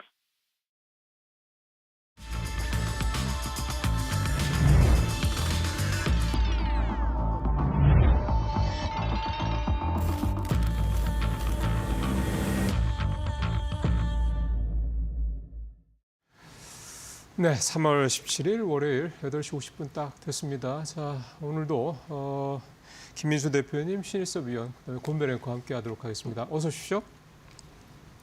네, 미국 시장 뭐 맨날 롤러코스터처럼 하루 뭐 급등, 하루 급락 이러다가 이제 지난주 금요일은 전체적으로 세 지수 모두 급등을 하면서 마감이 됐고요. 일단 내용이 미시간대 소비자 신뢰 지수가 되게 안 좋았는데 그거보다는 트럼프가 암소리도 안 했다라는 쪽에 좀 더 시장이 더 관심이 모아졌고 그런 상황에서 저가 매수가 기술주 중심으로 좀 많이 들어와서 이제 일단 급등을 했습니다. 그러니까 내용상으로 봤을 때 펀더멘탈적인 측면은 아니고 소위 말하는 센티멘트적인 측면이기 때문에 이게 이제 국내 시장에서 또 어떻게 해석될지 여부는 또 지켜봐야 될 것 같긴 합니다. 자, 근데 이번 주 정말 빅 이벤트들이 몰려있는 또 한 주가 되기 때문에 상당히 또 여러 가지로 좀 뭐랄까요, 모양을 참 예측하기가 쉽지 않은 그런 하루 한 주가 또 될 것 같습니다. 자, 두 분 탑3 이제 어떻게 또 보고 계시는지 말씀 들어보겠습니다. 김 대표님부터 좀 들어보겠습니다. 네, 앵커님 말씀하셨듯이 미국 증시가 오랜만에 반등세를 보였습니다. 시원하게 반등을 했다고 하기보다는 그동안 너무 고생했다라는 쪽에서 대통령은 좀 가만히 계시라 뭐 그런 반응이 가장 컸다고 봐야 될 것 같고요. 그런 쪽에서 일단 아무래도 지금 트럼프 2기 때 나오는 키워드가 가장 중요하게 보여야 될 상황이 아닌가 싶습니다. 앞으로 계속 시장이 시원하게 반등을 하려고 하게 되면 이 두 가지 얘기, 그러니까 즉 계속 반복하는 얘기 중에 하나가 관세와 금리 관련된 얘기입니다. 금리는 일단 하향하고 싶은 모습들인데 꼭 끌어내리고 싶은 모습인데 그를 통해서 이제 관세와 관련된 쪽들을 계속 강화하기 시작하게 되면서 경기의 위축 신호를 계속 보낼 것이다라고 하게 되면 미국 시장의 입장 쪽으로 보게 되면 좀 이런 부분들의 불확실성이 클 수밖에 없겠다고 봐야 될 것 같고요. 그런 관점에서 일단 아무래도 상호 관세가 부과되면서 나오는 여러 가지 변화, 특히 부과가 됐다고 끝이 아니라 상대 국가도 보복 관세가 나올 수밖에 없기 때문에 그런 관점 쪽에서의 변동성이 좀 커지는 관점까지 본다라고 하게 되면 미국 증시의 추세적인 것보다는 일단 저점대에서 변동성이 좀 커진다라는 관점으로 보시고 대응을 하는 게 맞지 않나 생각을 하고 있습니다. 두 번째는 시장에서 또 서서히 턴하기 시작하면서 관심이 높아지는 모습들이 반도체주가 아닌가 생각됩니다. 일단 반도체주 관련된 쪽에서 대형주 자체적으로 특히 삼성전자, SK하이닉스의 탄력보다는 오히려 조금 중소형 쪽의 종목들, 소부장 쪽의 종목들이 더 빠르게 반등을 하고 있다는 점이 좀 눈길이 가고 있는데요. 일단 메모리 반도체 가격이 반등을 하다 보니까 일단 스팟 가격 쪽으로 디램이나 낸드 모두 반등세가 좀 이어지다 보니까 일단 이런 부분들이 어떤 이제 재고를 줄이고 특히 감산을 통해서 재고를 줄이고 하반기 가격이 변화할 가능성에 대해서 계속 무게를 둔다라고 하게 되면 이런 변화가 아무래도 시장에는 반도체 중심의 변화들을 좀 끌어내는데 좀 긍정적일 수 있겠다는 쪽에 관심이 높아지는 분위기라고 봐야 될 것 같고요. 따라서 일단 관심은 갖되 오히려 이제 대형주 쪽의 포지션도 물론 중요하겠지만 소형주가 중소형주 쪽의 소부장들이 더 태세를 갖추고 빠르게 움직인다는 점들을 좀 체크를 하시면서 그에 따른 변화들도 보조를 맞춰가는 게 좋겠다라고 봐야 될 것 같고요. 마지막으로 이번 주 주요 일정을 살펴보게 되면은 일단 오늘 또 중국의 주요한 지표들이 발표됩니다. 산업생산부터 고정자산 투자, 소매 판매 이런 지표가 발표되는데 일단 서서히 지금 중국의 경기 부양책이 강화되고 있는 모습들 쪽에서 이런 부분들이 개선된 지표가 나올 수 있는지 체크를 해야 될 것 같고요. 또한 이번 주 FOMC와 함께 일본의 금리 결정이 나올 예정입니다. 그런 쪽에서 물론 어떤 동결의 무게가 좀 실려 있지만은 변화들은 어떻게 또 코멘트가 나오는지 이것도 한번 체크를 해야 될 것 같고요. 마지막으로 마이크론 테크놀로지 실적이 이번 주 중반 이후에 나올 모습들인데 그를 통해서 또 반도체에 대한 여러 가지 상황들 아직 뭐 EPS가 드라마틱하게 변하는 모습들은 아니지만 어떤 앞으로에 대한 전망들을 얘기할 부분들을 좀 챙겨보는 게 좋겠다 그렇게 말씀드리겠습니다. 네, 알겠습니다. 김수 대표는 미국 증시 반등 가장 먼저 언급을 해주셨고 반도체주들의 좀 분위기 변화, 이와 함께 이번 주에 꼭 체크해봐야 될 주요 경제 이슈들까지 확인을 해봤습니다. 그다음 신 의원님께서는 오늘장 탑3 어떻게 선정하셨을까요? 네, 첫 번째는 올릭스의 호주 임상시험 계획 제출입니다. 탈모 치료제 후보물질 OLX104C 1B와 2A 이상 임상시험 계획을 제출했습니다. 제출한 곳은 호주 벨버리 인체연구윤리위원회고요. 1B와 2A상, A랑 B는 이제 그 전기 후기 임상이라고 이렇게 나눠서도 합니다. 그러니까 1A상은 진행이 됐다는 얘기고요. 1B상, 그다음에 2A, 2B 중에 2A, 2상의 전기 임상이겠죠. 임상시험인데 안드로겐성 탈모를 보유한, 그러니까 우리가 흔히 알고 있는 그 남성형 탈모입니다. 건강한 남성 대상으로 OLX104C의 안정성과 유효성을 평가하기 위한 연구이고요. 목표 등록 대상자는 120명으로 잡았습니다. 그리고 임상시험 승인일로부터 약 30개월간 진행되고 호주 내에 약 10개 임상시험 기관에서 시행될 예정이라고 합니다.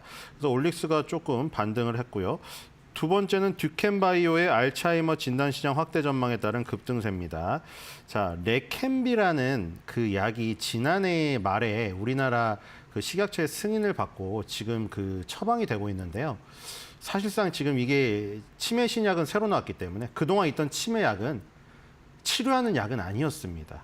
그래서 레캠비가 지금 나왔는데 실제적으로는 사실 맞기가 어려워요.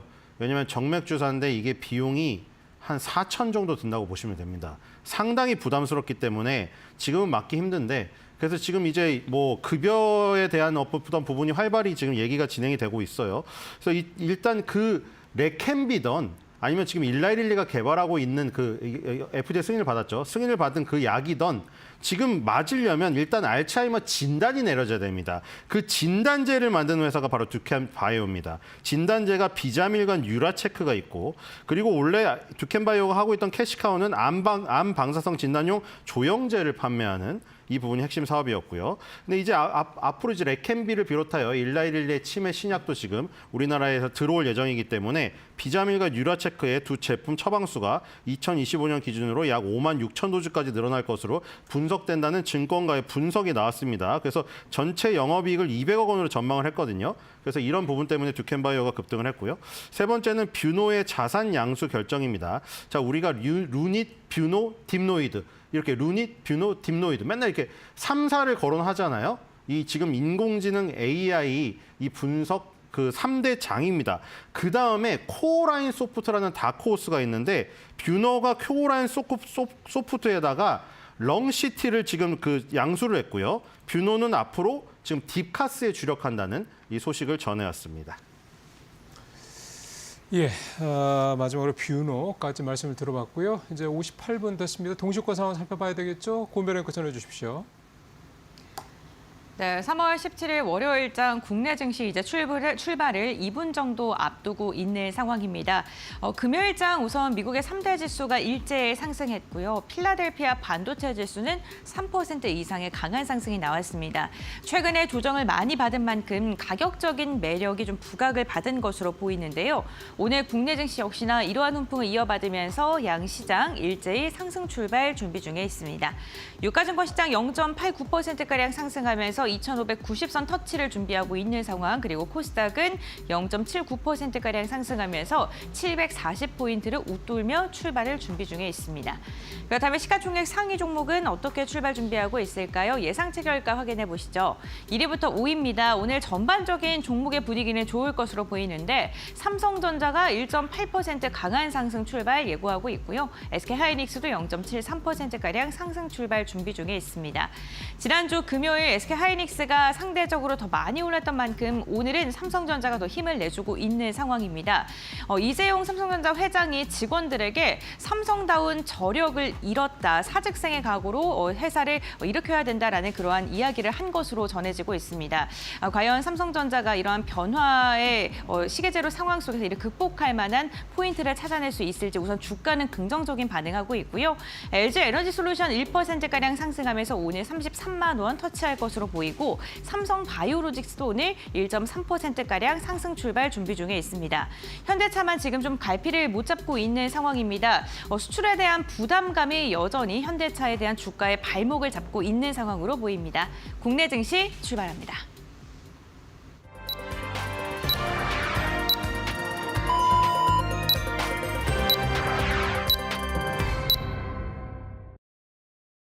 네, 동시효과 보신 대로 지수는 뭐 좀 서로 좀 다른 모습이긴 합니다만 시총 대형주, 특히 삼성이나 SK하이닉스 같은 반도체 관련주들 중심으로 대형주들의 움직임은 좀 활발할 것으로 좀 예상이 좀 되네요.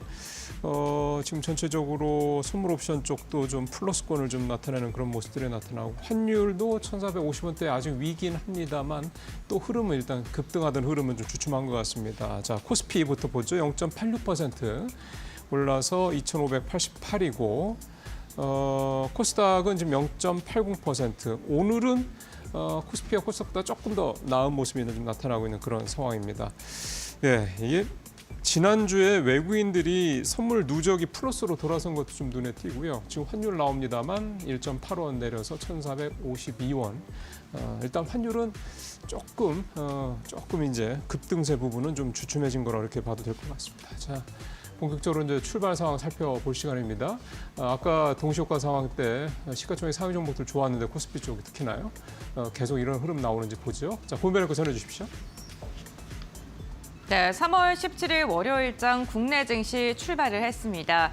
미증시가 저점 매수세가 유입되면서 주가가 전반적으로 상승하는 모습이 나타났고요. M7의 강세가 눈에 띄었습니다.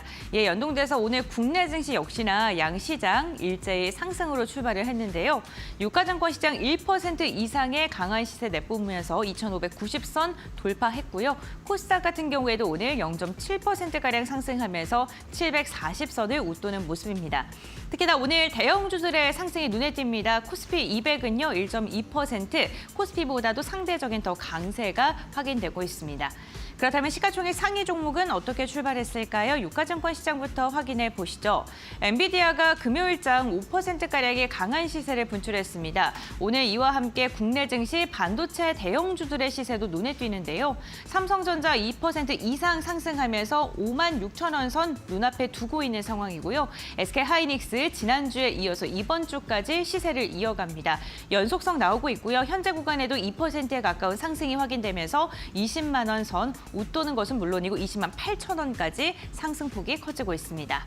LG 에너지솔루션 전일장에서는 전거래일에는 조금 소폭의 하락세가 나타났습니다. 삼성 SDI의 유증이 2차 전지 전반적인 셀 업체들에게는 악재로 작용을 한 건데요. 오늘 같은 경우에는 테슬라의 상승을 받는 걸까요? 소폭입니다만 상승으로 출발을 했고요. 삼성 바이오로직스 공장 증설에 박차를 가하고 있다는 소식이 전해지고 있는 가운데 오늘 상승세 나옵니다. 0.86%가량 오르고 있습니다. 반면 현대차 같은 경우에는 수출에 대한 부담감 여전한 상황입니다. 해외 법인에서 매출의 증가세가 나오고 있다는 이야기가 전해짐에도 불구하고 트럼프 미국 행정부의 부담감이 주가를 누르고 있는 악재로 작용하고 있습니다. 0.8%가량 하락으로 출발했네요. 다음 6위부터 10위 확인해 보겠습니다. 삼성전자 상승폭 더 커지면서 56,400원 터치했고요. 셀트리온 같은 경우에도 오늘 0.27%가량 오르면서 186,300원 터치하는 데 성공을 했습니다. 현대차와 기아만 오늘 좀 부진합니다. 오늘 완성차 기업들은 힘을 내지 못하고 있는 가운데 네이버도 소폭입니다만 상승 출발, 한화 에어로스페이스가 오늘도 시세를 내뿜습니다. 0.85%가량 오르면서 71만 1,000원대에서 거래가 진행되고 있습니다. 다음 장 보시죠. 네, 11위부터 15위입니다. KB금융도 오늘 힘내주면서 1.2%가량 상승하고 있고요. 신한지주도 1% 이상 상승하면서 전반적인 금융주의 분위기도 괜찮은 상황입니다. 다만 HD현대중공업은 보합권이고요. 포스코홀딩스가 오늘 0.8% 상승, 현대모비스는 0.39%가량 오르면서 현대차 그룹 가운데서도 완성차 기업과 현대모비스 조금 다른 주가의 움직임 확인되고 있습니다. 다음 장 보겠습니다. 네, 한화오션도 오늘 소폭입니다만 하락합니다. 지수 대비 오늘 조선주들의 흐름은 부진한 상황이 나타나고 있고요. 메리츠 금융지주도 1.4%가량 오르면서 금융주 전반적으로 좋은 상황. 삼성그룹주들의 힘이 좋습니다. 삼성물산 역시나 2.5%가량 강한 상승 보이고 있고요. SK이노베이션이 전거래일에 이어서 오늘까지도 시세가 부진합니다. 1.6%가량 빠지고 있습니다. 최근에 정유주 그리고 2차 전지주가 강세를 보일 때 이노베이션 역시나 주가의 흐름이 괜찮았었는데 지금 두 가지의 모멘텀을 살짝 잃으면서 동력이 좀 상실한 모습이 나타나고 있고요. 카카오 같은 경우에는 네이버와 좀 엇갈린 모습입니다. 낙폭이 깊은데요. 오늘 1.7% 이상 빠지고 있는 상황입니다. 다음은 코스닥 시가총액 상위 종목 함께 확인해 보시죠. 1위부터 5위 살펴보겠습니다. 알테오제니어 호실적에 힘입어서 전일 주가가 강세가 나타났었는데 오늘 같은 경우에는 0.5%가량 상승하고 있고요.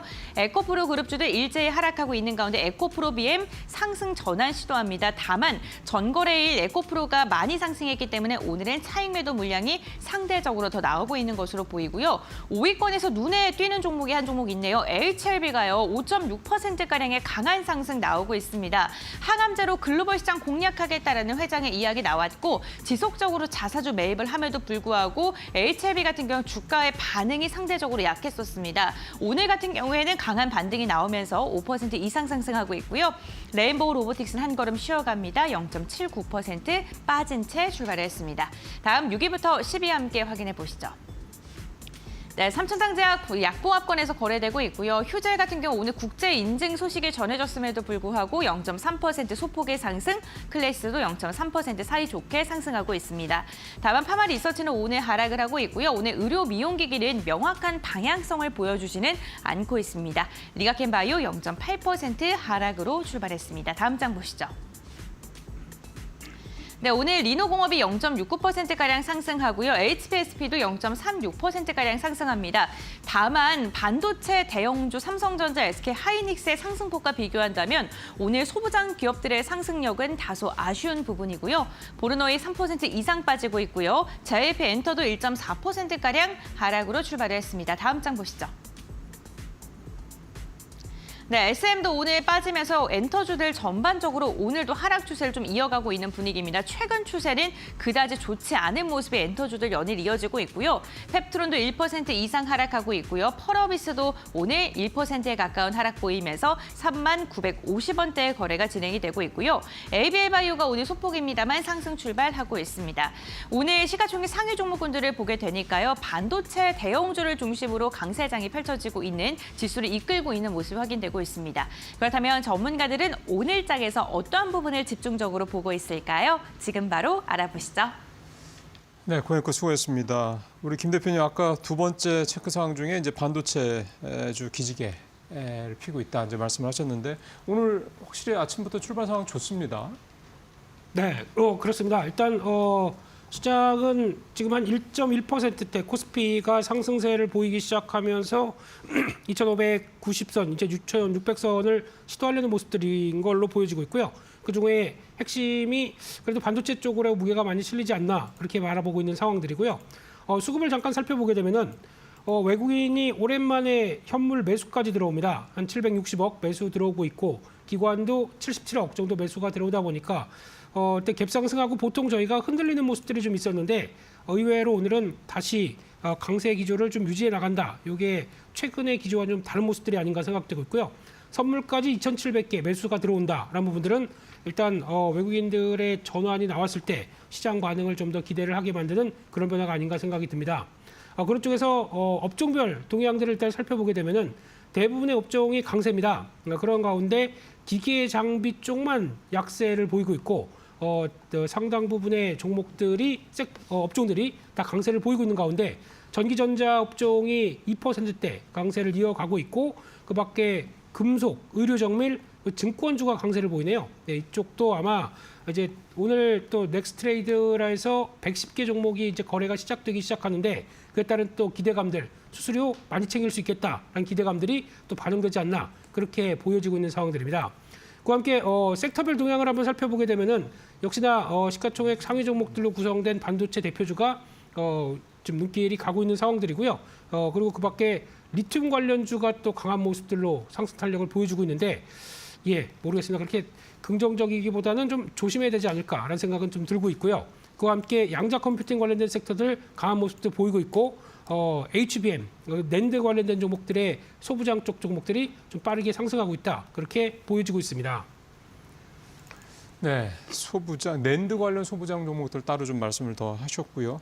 4월 1일 날부터 샌디스크가 낸드 플래시 가격을 10% 인상한다. 그런 얘기가 지난주에 좀 나왔었죠. 그런 부분들이 좀 반영이 되는 것 같습니다. 전문가들 얘기는 장비도 장비인데 소재 쪽을 좀 먼저 볼 필요가 있지 않겠냐 이런 얘기를 하시는 분들도 있고 참고하시길 바라겠습니다. 자, 김 대표님 말씀 들었고 이번에 신입사 위원님 출발 상황 좀 말씀 들어보죠. 네, 지수부터 보겠습니다. 코스피는 2,597.77, 31.41포인트 오릅니다. 등락률로는 1.22%고요. 코스닥은 737.17, 2.91포인트, 0.40% 오릅니다. 자, 오늘도 코스닥에 비해 코스피가 3배가량의 상승률을 보이고 있죠. 최근의 기세는 확실히 코스피고요. 1개월 대비로 하니까 지금 확 벌어졌습니다.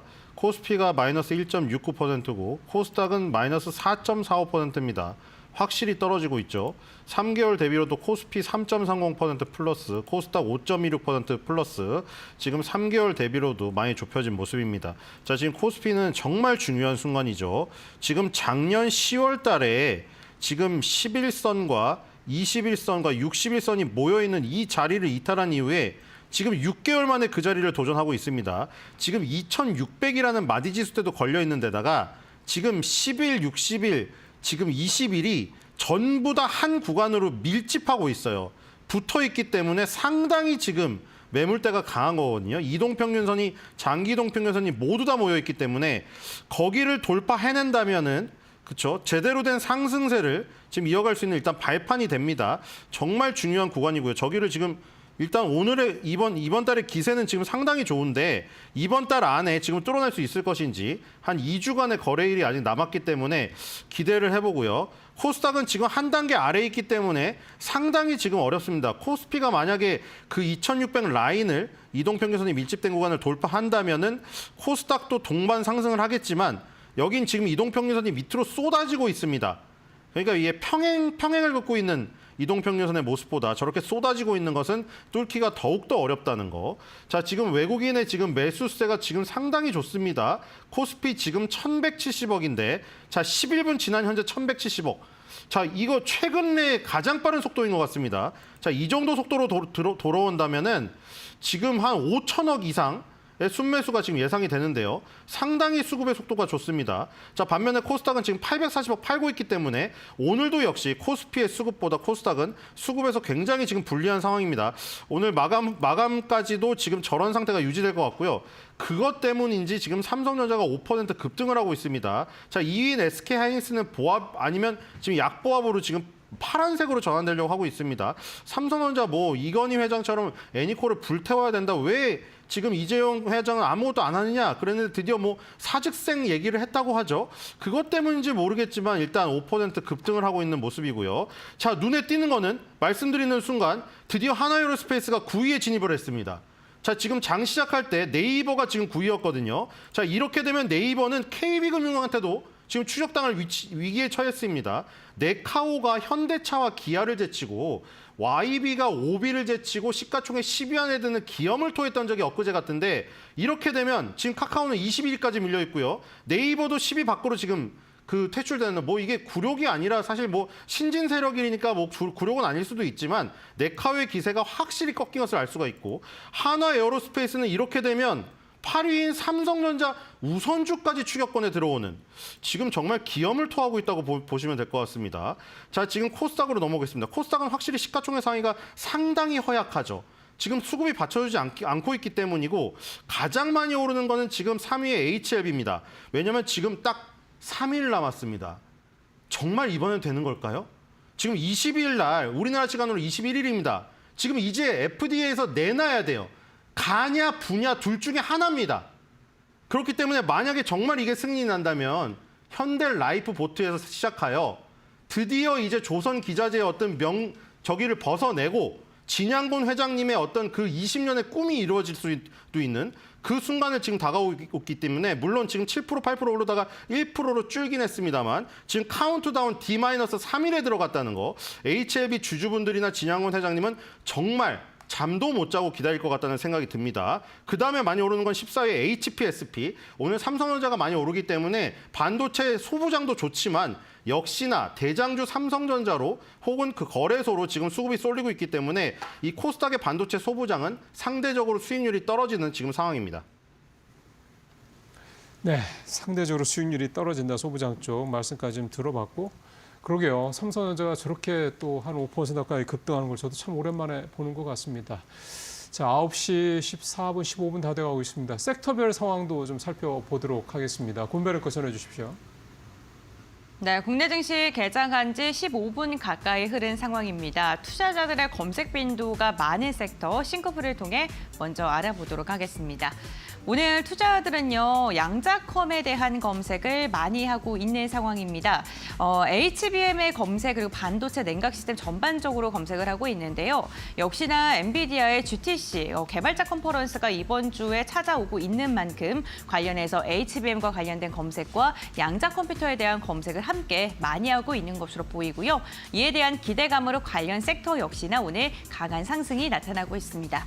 이와 함께 HLB그룹에 대해서도 오늘 검색을 하고 있는 상황입니다. 진양권 회장이 항암제 3총사를 통해서 글로벌 시장에 공략을 하겠다, 리스크를 분산시키겠다라는 그러한 인터뷰 내용이 공개가 됐습니다. 과연 오늘 미국 FDA에서 승인에 대한 기대감이 주가를 어디까지 좀 끌어올릴 수 있을지 변동성이 굉장히 극심한 상황이니까요. 이 부분 염두에 두셔야 될 것 같고요. 이와 함께 방산에 대해서도 오늘 검색 많이 하고 있습니다.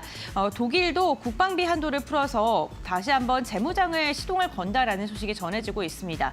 유럽에서 계속해서 이 무장과 관련된 국방비와 관련된 이야기가 점점 더 확대하는 선으로 노선이 틀어지면서 국내에 관련된 기업들 역시나 기대감이 커지고 있고요. 주가에 강하게 반응하고 있는 상황입니다. 이렇게 싱크풀을 통해서 검색 빈도가 많은 섹터들 함께 확인해 봤고요. 그걸 계속해서 투자자별 매매 동향 이어보겠습니다. 오늘 유가증권 시장에서 외국인의 매수세가 오랜만에 개장 직후부터 강하게 들어오고 있습니다. 1,700억 원가량의 물량을 담아내고 있고요. 기관도 매수에 가담하면서 230억 원 순매수가 집계가 되고 있습니다. 오늘 유가증권 시장에서는 개인만 홀로 매도하고 있고요. 코스닥도 함께 확인해 보겠습니다. 네, 반면 코스닥에서는 개인만 홀로 담아냅니다. 외국인이 1,000억 원가량의 물량을 토해내고 기관도 100억 원의 물량을 던지면서 금요일장과 사뭇 다른 투자자의 선택이 확인되고 있습니다.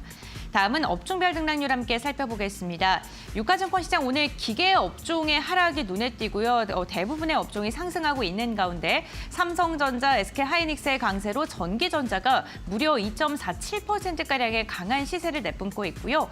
제조업도 1.5%, 철강금속 1% 이상, 운수장비, 증권까지도 전반적으로 고른 상승이 확인되고 있습니다. 다음으로는 코스닥 업종별 등락률 함께 확인해 보겠습니다.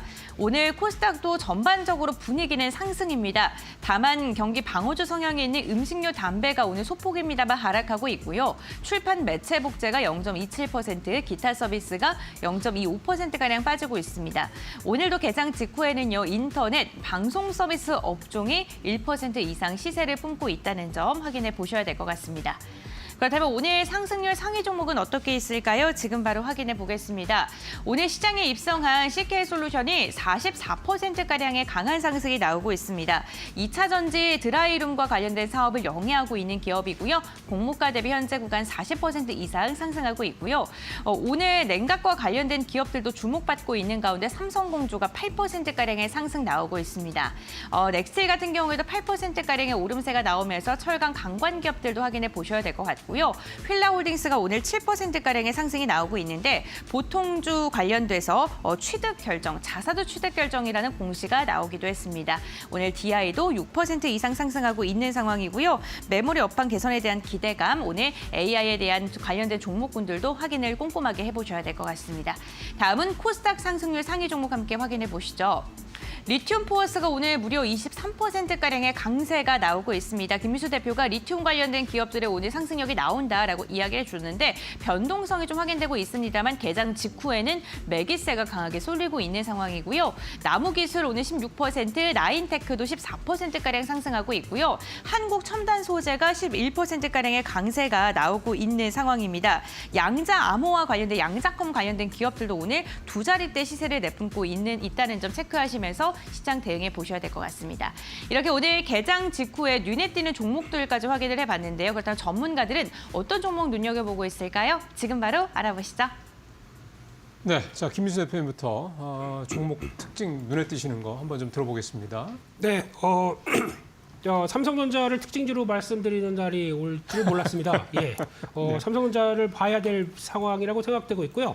일단 삼성전자가 4%대 정도가 올라오다 보니까 일단 뭐 이재용 회장의 얘기도 있었겠지만 일단 가장 시장에서 관심이 많은 쪽들은 이번에 엔비디아의 GTC 행사입니다. 그쪽에서 삼성이 총력을 다하겠다라는 쪽에 대한 입장을 밝히는 모습들과 함께 이번에 새로운 신기술 보여줄 뭐 소캠이라든가 게다가 또 ESSD라고 하는 또 여러 가지 부분들 쪽에서 일단 가장 중요한 거는 뭐 HBM 또 엔비디아 퀄테스트 관련된 얘기겠지만 그거는 뭐 더 이상 확정은 삼성에서 얘기할 때까지 기다려 봐야 될 것 같고요. 그런 쪽에서 기대감이 같이 움직이면서 나오는 부분들이 확인된다라고 하게 되면 오히려 그만큼의 조금 더 기대감이 좀 없었던 만큼 변화가 나올 수도 있겠다는 쪽에서 분위기를 보시되 앞서 말씀드린 것처럼 시장에서는 메모리 반도체에 대한 업황 기대감들이 같이 이어가면서 오히려 이럴 때는 SK하이닉스보다 삼성전자가 좀 강하다라는 쪽들에 대한 변화를 오늘 같은 경우 좀 역력히 보여준다. 그렇게 흐름을 봐야 될 걸로 보여지고 있습니다. 두 번째는 오늘 의외로 강한 종목 중에 하나가 LG전자입니다. 예, LG전자도 한 지금 3.5%대 상승세를 보이면서 시장에서 중요한 저항선을 넘어가는 모습들을 좀 보여주고 있는 상황들인데요. 일단 여기서 거래가 계속 또 확보가 되느냐 관건이라고 보여지고는 있지만 일단 증권사에서 역대 최대 실적을 보여줄 것이다 라는 쪽에 대한 얘기가 오늘 나오기 시작했고요. 게다가 또 지난주에 어느 정도 시장에서는 알았지만 이거 가지고 좀 더 끌고 갈 수 있을까라고 보여줬었던 로봇 관련된 모멘텀들 베어 로보틱스의 지분을 51% 인수하면서 이제 로봇 쪽에 대해서도 박차를 가하겠다라는 쪽들인데 중요한 건 이제 결과를 좀 보여줘야 되겠죠. 그런 쪽에서 LG전자도 이제 힘을 내고 있는 모습들이 일단 좀 눈길이 간다라고 봐야 될 것 같고요. 마지막으로는 LIG 넥스원의 주가가 강세를 또 보이고 있습니다. 오늘 전반적으로 방산 쪽에 대한 모습들도 좀 꺾이지 않는 상황들 쪽에서 LIG 넥스원 같은 경우도 지금 이번에 미국 해군 쪽으로 들어가는 천공비군 같은 유도무기 쪽에 대한 어떤 수주 기대감들이 좀 공급 계약 기대감들이 너무 높아지고 있다는 쪽에서 과거에 이쪽 무기들은 거의 100%의 적중률로 북한의 고속 잠수정을 좀 격파하는 그런 모습들을 보였기 때문에 이번에 수주 가능성이 높다는 쪽의 분석과 함께 변화가 나오고 있다 보니까 조금 처졌지만 다시 강한 모습들이 나갈 수 있을지 이렇게 되면은 아마 완제 무기 쪽에서 우리나라가 수출하는 첫 성과가 될 수 있다 보니까 그에 따른 변화가 나올 수 있을지 이 부분도 한번 좀 체크를 해야 될 것 같습니다. 네, 이게 참 방사는 뭐 그러니까 이를테면 예를 들어서 한화에어로하고 뭐 로템이 잘 나간다 그러면 좀 LIG 좀 쉬었다가 또 이제 LIG이 또 좀 치고 올라가려는 이런 여러 가지 모습들 이게 참 서로 그 내에서 경제가 돼서 치고 올라가는 그런 모습들이 참 나타납니다. 그만큼 모멘텀이 좋다는 얘기겠죠. 자 이번에 신 의원님 종목별 특징적인 흐름들 좀 말씀 들어볼게요. 네, 섹터별 상승률 순위 보겠습니다. 2025년도 상반기 신규 상장 섹터가 지금 1위인데 왜냐하면 오늘 상장한 CK솔루션이 지금 43% 오르고 있기 때문입니다. 그리고 2차전지 장비주가 2위로 2.56%인데 여기도 역시 CK솔루션이 2차전지 장비 업체로 분류가 되어 있기 때문에 이 두 개 섹터가 지금 상위에 올라 있습니다. 물론 지금 2차전지 장비에서 나인테크가 17%, 한빛레이저가 7.89 오르기도 하고 있지만 한빛레이저는 또 유리기판 쪽에 속해 있습니다. 나인테크도 마찬가지고요. 나인테크, ICD, 한빛레이저가 지금 유리기판 섹터에서도 지금 상승률 1, 2, 3위임을 알 수가 있습니다. 그리고 구충제 섹터가 지금 3위 섹터인데 대성미생물이 3.25, 이글벳이 2.01, 조화제약이 1.44 입니다만 지금 여기에 들어있는 것들은 지금 그 개수가 별로 안 되고 굉장히 시총이 작은 종목들로 이루어져 있고요. 그다음에 4위는 양자 암호, 양자 컴퓨팅 관련주입니다. 한국첨단소재가 역시 예전에 몇 달 전에 지금 그 1차 상승을 했을 때도 대장이었고 이번에 2차 랠리의 스타트를 끊었을 때도 또 대장이었습니다. 그러니까 대장의 지위를 내려놓지 않았죠. 지금 여전히 지금 1위고요. 9.41, 9.25입니다. 여기서 말하는 1위란 거는 시장 점유율을 얘기하는 게 아닙니다. 물론 시장 점유율과 지금 이 시장에서 차지하는 1위 그게 일치할 수도 있지만 아닐 수도 있습니다. 이거는 수급이 결정하는 거고 세력이 결정하는 겁니다. 지금 한국 첨단 소재가 1등임이 확실하고요. 한국 첨단 소재가 지금 상승률이 조금 줄면서 QSI한테 역전을 당하고 있는 그런 모습도 보입니다. ICTK까지 지금 급등하고 있고요. 그다음에 반도체 관련주 삼성전자가 오르기 때문에 DB하이텍을 비롯하여 이오테크닉스, 무슨 오픈엣지 테크놀로지, 테크윙, STI 다 소부장 아니면은 분야는 다 다른데 하여튼 반도체 관련주들이 오늘 싹 다 오르고 있습니다. 그리고 지금 양자 컴퓨팅, 양자암호 관련하여 LG전자가 양자 컴퓨팅의 어떤 대장주로 떠오를 그런 모멘텀을 갖고 있거든요. 옛날에 애플카로 한번 뜰려다가 완전 실패를 했죠. 애플이 열을 받았다는 어떤 얘기도 나오고요. 이번에야말로 LG전자가 삼성전자 못지않게 성장할 수 있는 그런 모멘텀을 갖고 있지 않을까 조심스럽게 기대를 해봅니다. 네, 알겠습니다. 오늘 LG전자에 대해서 긍정적인 말씀해 주셨고요. 전반적으로 시장 분위기가 반도체 관련된 기업들로 좀 쏠려 있는 분위기입니다. 그렇다면 오늘 두 분께서는 오늘장 개장 직후의 상황을 어떻게 바라보고 계실지 오늘장 키포인트로 한번 정리해 보겠습니다. 먼저 김 대표님 말씀해 주시죠. 네, 일단 지난주까지도 미국 시장이 좀 처졌지만 한국 증시는 잘 버텼습니다. 그런 이제 변동성이 계속 커짐에도 불구하고 하방 경직성을 많이 보여줬던 만큼 이제 어느 정도 미국 시장이 좀 큰 변동성만 나오지 않는다고 하게 되면 국내 증시는 좀 갈 길을 가지 않나라는 쪽에서 좀 화이팅했으면 좋겠다는 바람과 함께 말씀을 드려야 될 것 같고요. 그런 쪽에서 여전히 주도 섹터에 대한 관심은 상당히 높습니다. 근데 이번에는 반도체가 될 가능성이 높다라는 쪽들 다시 한번 체크하시면서 종목들을 챙겨보셨으면 좋겠습니다. 네, 알겠습니다. 그렇다면 계속해서 신 의원님의 오늘장 키포인트도 들어보겠습니다. 네, 로봇 부품 업체들의 약진에 주목할 때입니다. 지금 T 로보틱스라던가 하이젠 R&M, 그러니까 우리가 레인보우 로보틱스처럼 푸드 앤 베버리지에서 활약하는 로봇팔에 지금 관심을 가졌고 거기에서 감속기에 관심을 가졌죠. SPG, SBB테크에. 이제는 공장으로 옮겼습니다. 공장에서 공장 로봇들만 일하던 곳에서 인간과 세트로 들어가는 이런 시대의 변화 속에 T 로보틱스 하이젠 R&M이라는 어떤 희대의 역작이 나오고 있기 때문에 부품 회사들의 주목할 때라고 생각이 됩니다. 네, 알겠습니다. 로봇 그 밸류체인 안에 있는 부품 기업들까지 이제는 눈여겨볼 때다라고 이야기해 주셨고요. 오늘 두 분과 말씀은 여기까지 듣도록 하겠습니다. 오늘 말씀 고맙습니다. 수고하셨습니다.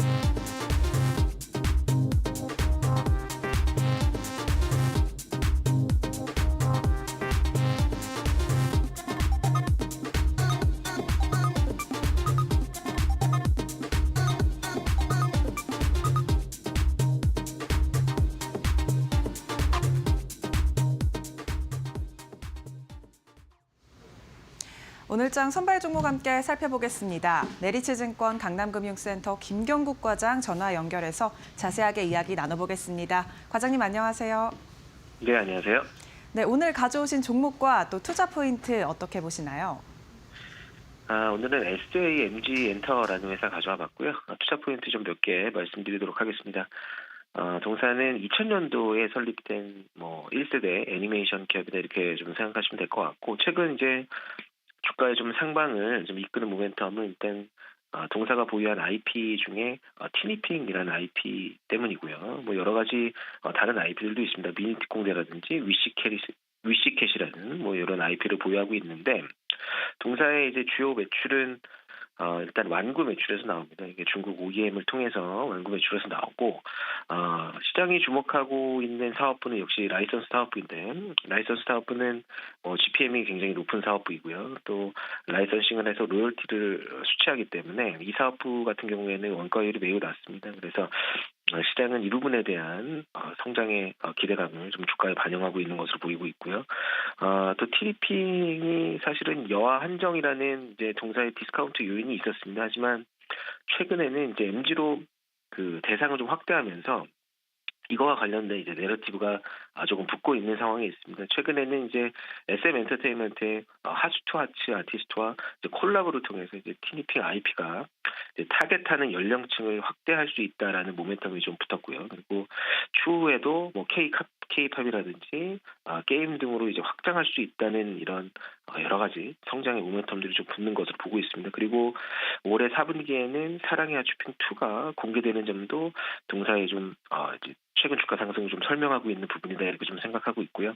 역시 또 상방의 요인은 이제 글로벌 진출에 있겠는데 현재 중국과 일본에 진출이 되어 있고요. 미국은 아직 진출이 되어 있지 않지만 미국에서 이제 넷플릭스 북미 9위를 달성한 적이 있습니다. 티니핑이. 그래서 이 부분이 좀 기대하고 있는 부분이고요. 글로벌 IP사 평균이 PER이 27배 정도인데 동사 같은 경우에는 아직 25년 예상 실적 기준으로 PER 15배 수준에서 움직이고 있거든요. 그래서 기술적으로 좀 부담이 되는 부분이 있지만 올해 흑자전을 하면서 밸류에이션 측면에 있어서도 좀 좋은 모습을 보여주지 않을까 이렇게 좀 보고 있습니다. 네, 엔터 기업과의 콜라보로 이 타겟층 확대가 기대된다는 점도 체크하면 좋겠습니다. 그렇다면 가격도 함께 보겠습니다. 가격 전략 어떻게 보시나요? 일단 기술적으로 최근 급등에도 불구하고 아까 계속 말씀드렸다시피 올해 흑자 전환이라는 큰 모멘텀이 있고요. 그리고 주요 IP의 확장에 대한 이제 네거티브가 붙고 있기 때문에 일단 현재가에서는 분할 매수가 유효하다 이렇게 좀 보고 있고요. 목표가는 39,000원 그리고 손절가는 24,000원 정도로 제시해드리겠습니다. 네, 매수가는 현재가, 목표가는 39,000원 제시해 주셨습니다. 오늘 말씀은 여기까지 듣겠습니다. 고맙습니다. 네, 감사합니다. 오늘 종목은 SAMG입니다. SAMG 엔터테인먼트입니다. 투자에 참고하시고요. 지금까지 오늘장 선발 종목 알아봤습니다.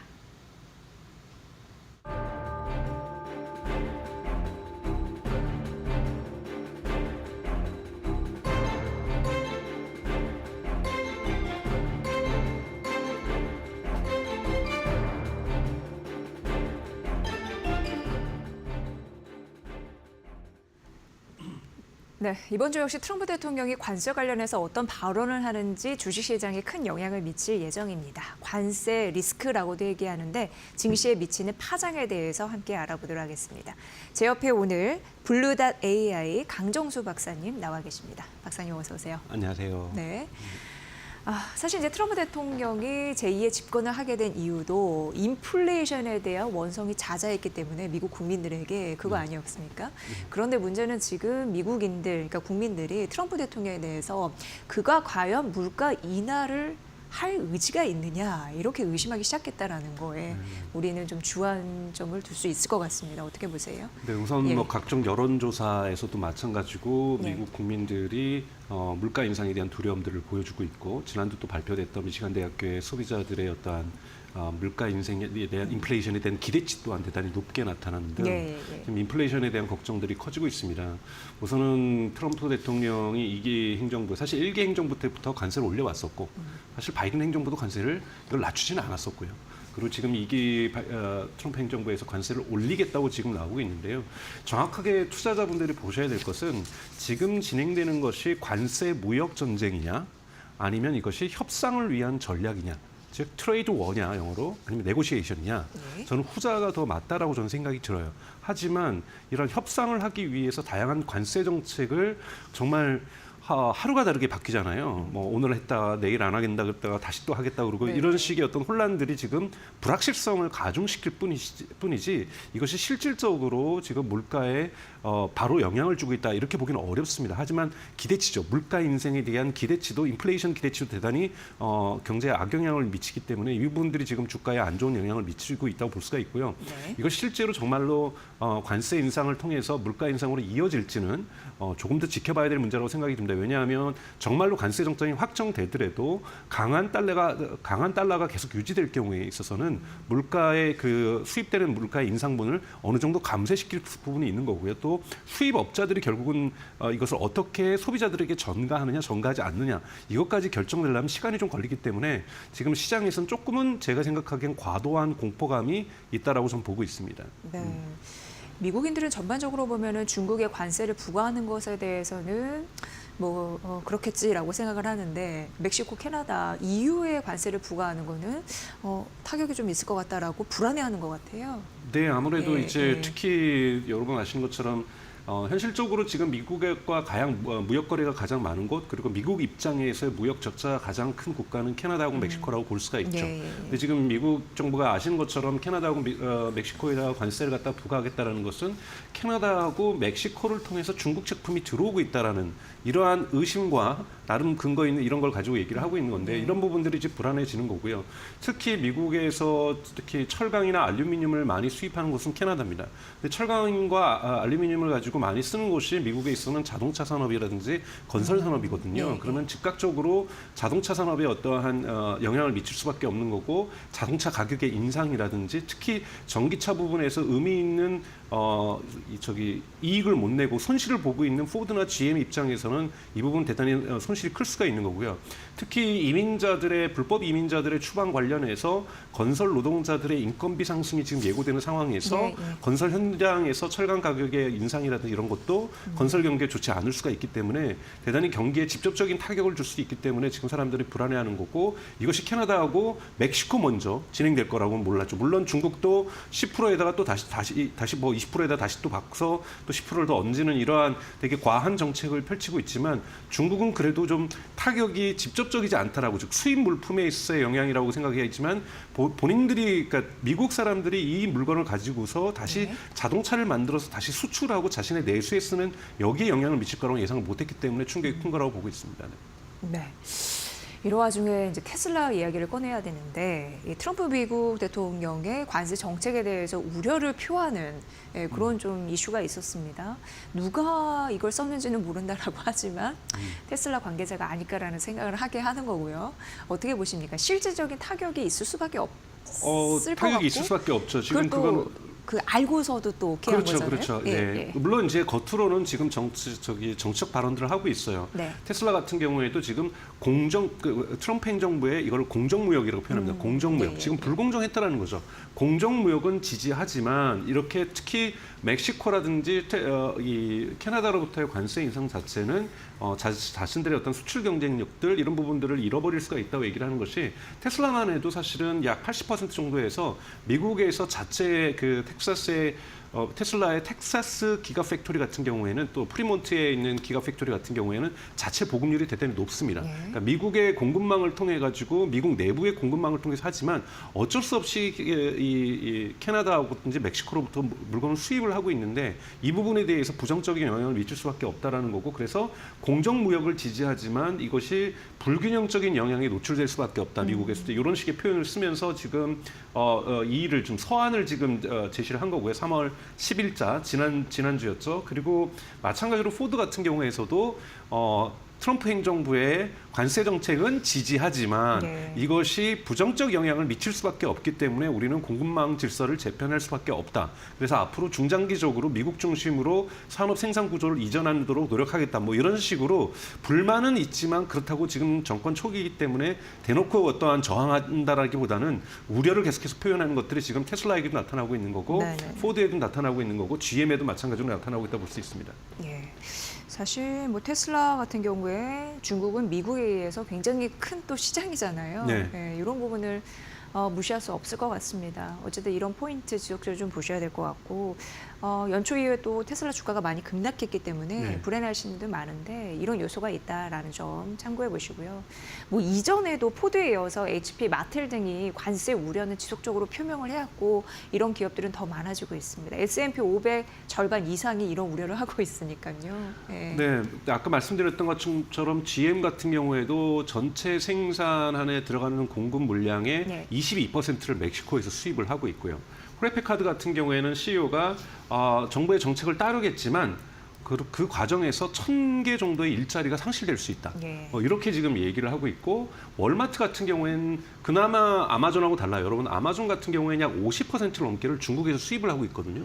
그럼 아마존 같은 경우에는 이것을 어떻게 당장 관세가 올라가더라도 물가가 바로 올라가는 것은 아니지만 중장기적으로 올라간다고 한다면 아마존을 쓰고 있는 미국의 그 가구 수가 여러분 아마존 프라임 가구 수 한국으로 치면 쿠팡 와우 같은 거죠.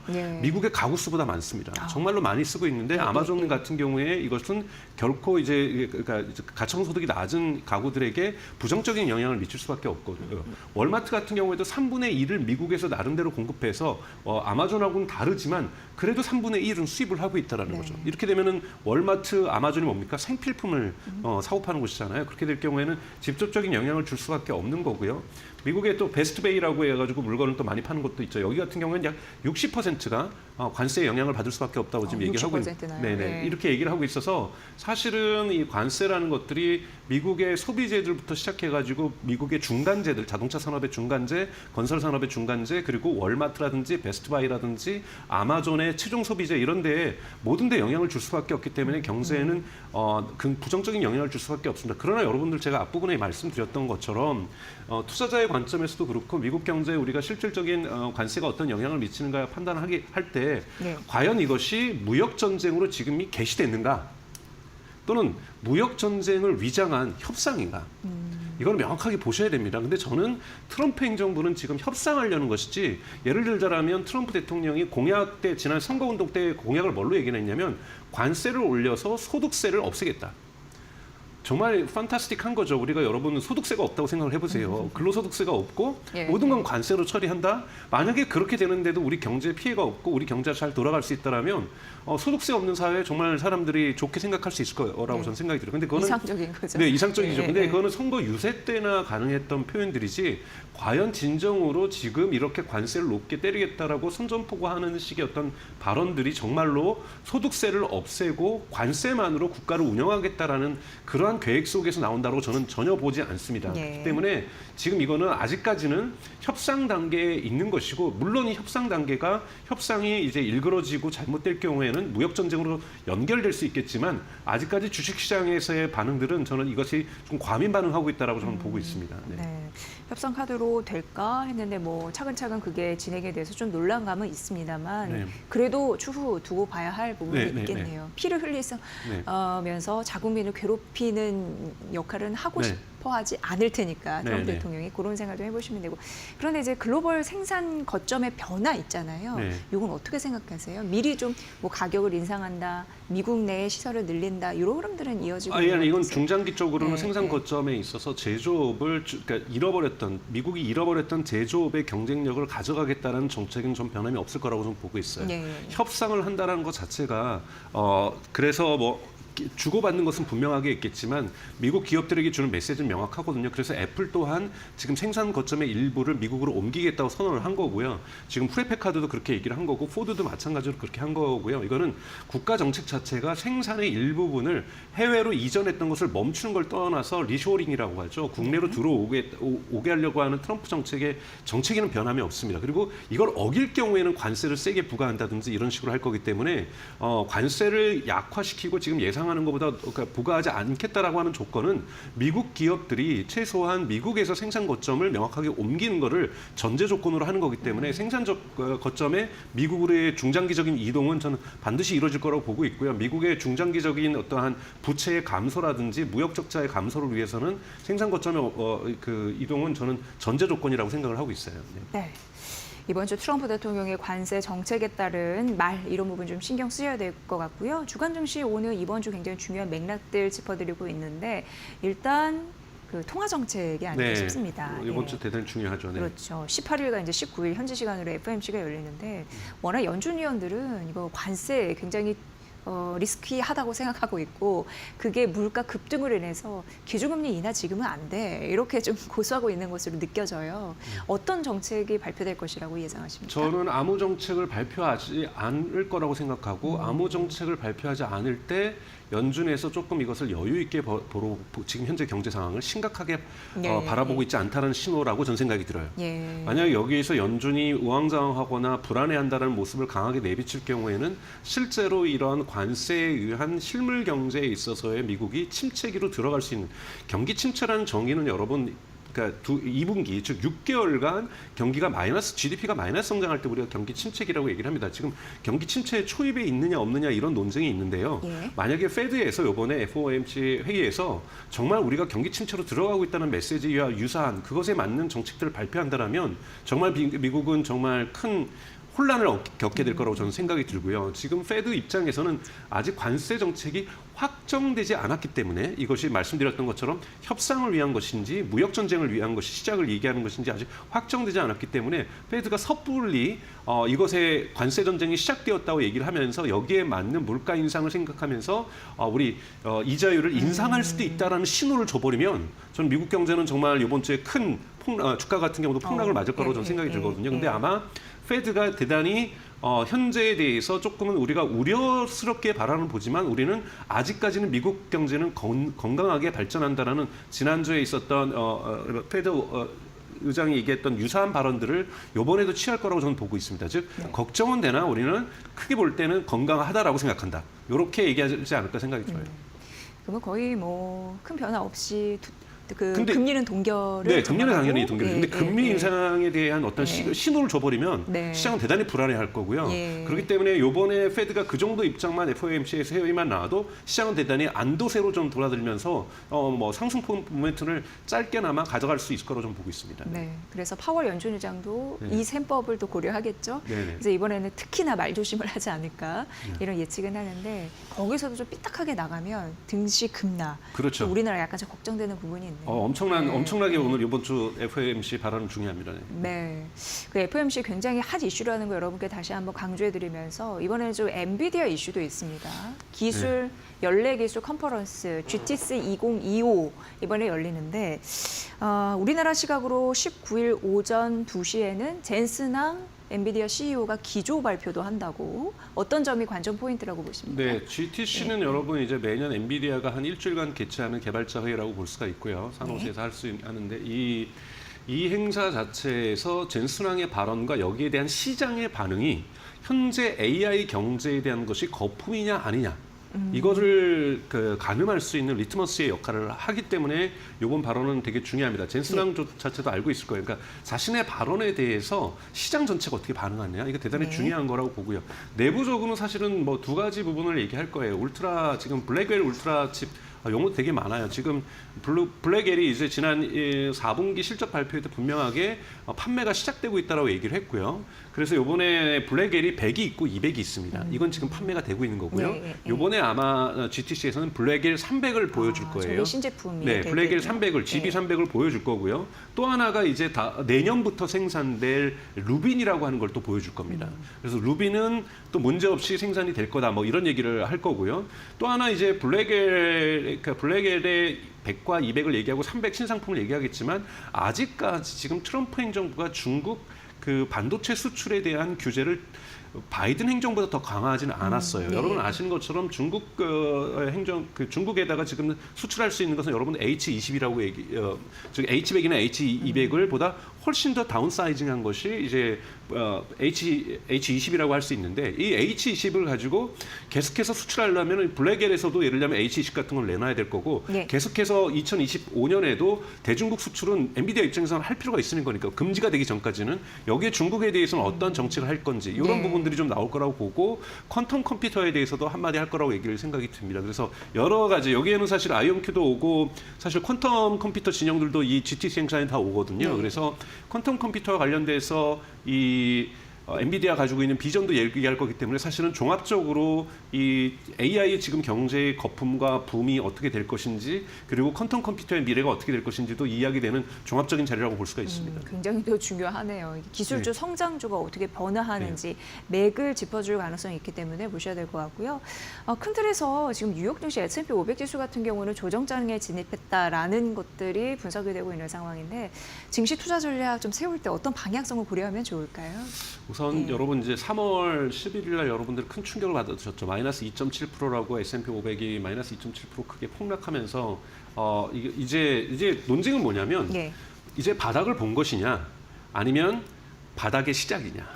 이것이 핵심인 거죠. 즉 바닥을 향한 시작점이냐 아니면 이제 바닥을 보고 다시 반등할 것이냐 이런 부분에서 의견이 엇갈리는 거고 지금 이 상황에서 미국장이 더 내려갈 것이다 또는 올라갈 것이라고 보는 건 저는 카지노하고 거의 유사한 상황이라고 저는 보고 있습니다. 그래서 대단히 긴장해서 봐야 될 부분이라고 저는 생각이 들고 이런 부분에서 이제 봐야 될 부분들은 기술적으로 예를 들자면 우리가 이 무슨 봉을 본다든지 해가지고 이런 차트를 보는 것도 중요하지만 역사적으로 볼 때 가장 중요한 것은 이렇게 마이너스 2.7을 하고도 그 한 해에 심지어는 주가 S&P 500이 올라갔던 해들이 더 많습니다. 네. 압도적으로 더 많아요. 즉 심지어는 저 그림에서 보시는 것처럼 마이너스 2.7이 아니라 더 내려갔을 때도 이러한 부분들이 나타나거든요. 그러니까 평균으로 보면은 마이너스 3.5를 기록해도 27.6%의 그 해에 S&P 500이 상승하고 메디안으로 보면은 마이너스 3.0을 기록해도 26.4%의 상승하는 모습들 보여왔어요. 그러니 네. 마이너스 2.7이 여러분 큰 것이 아니었고 작년 여름 때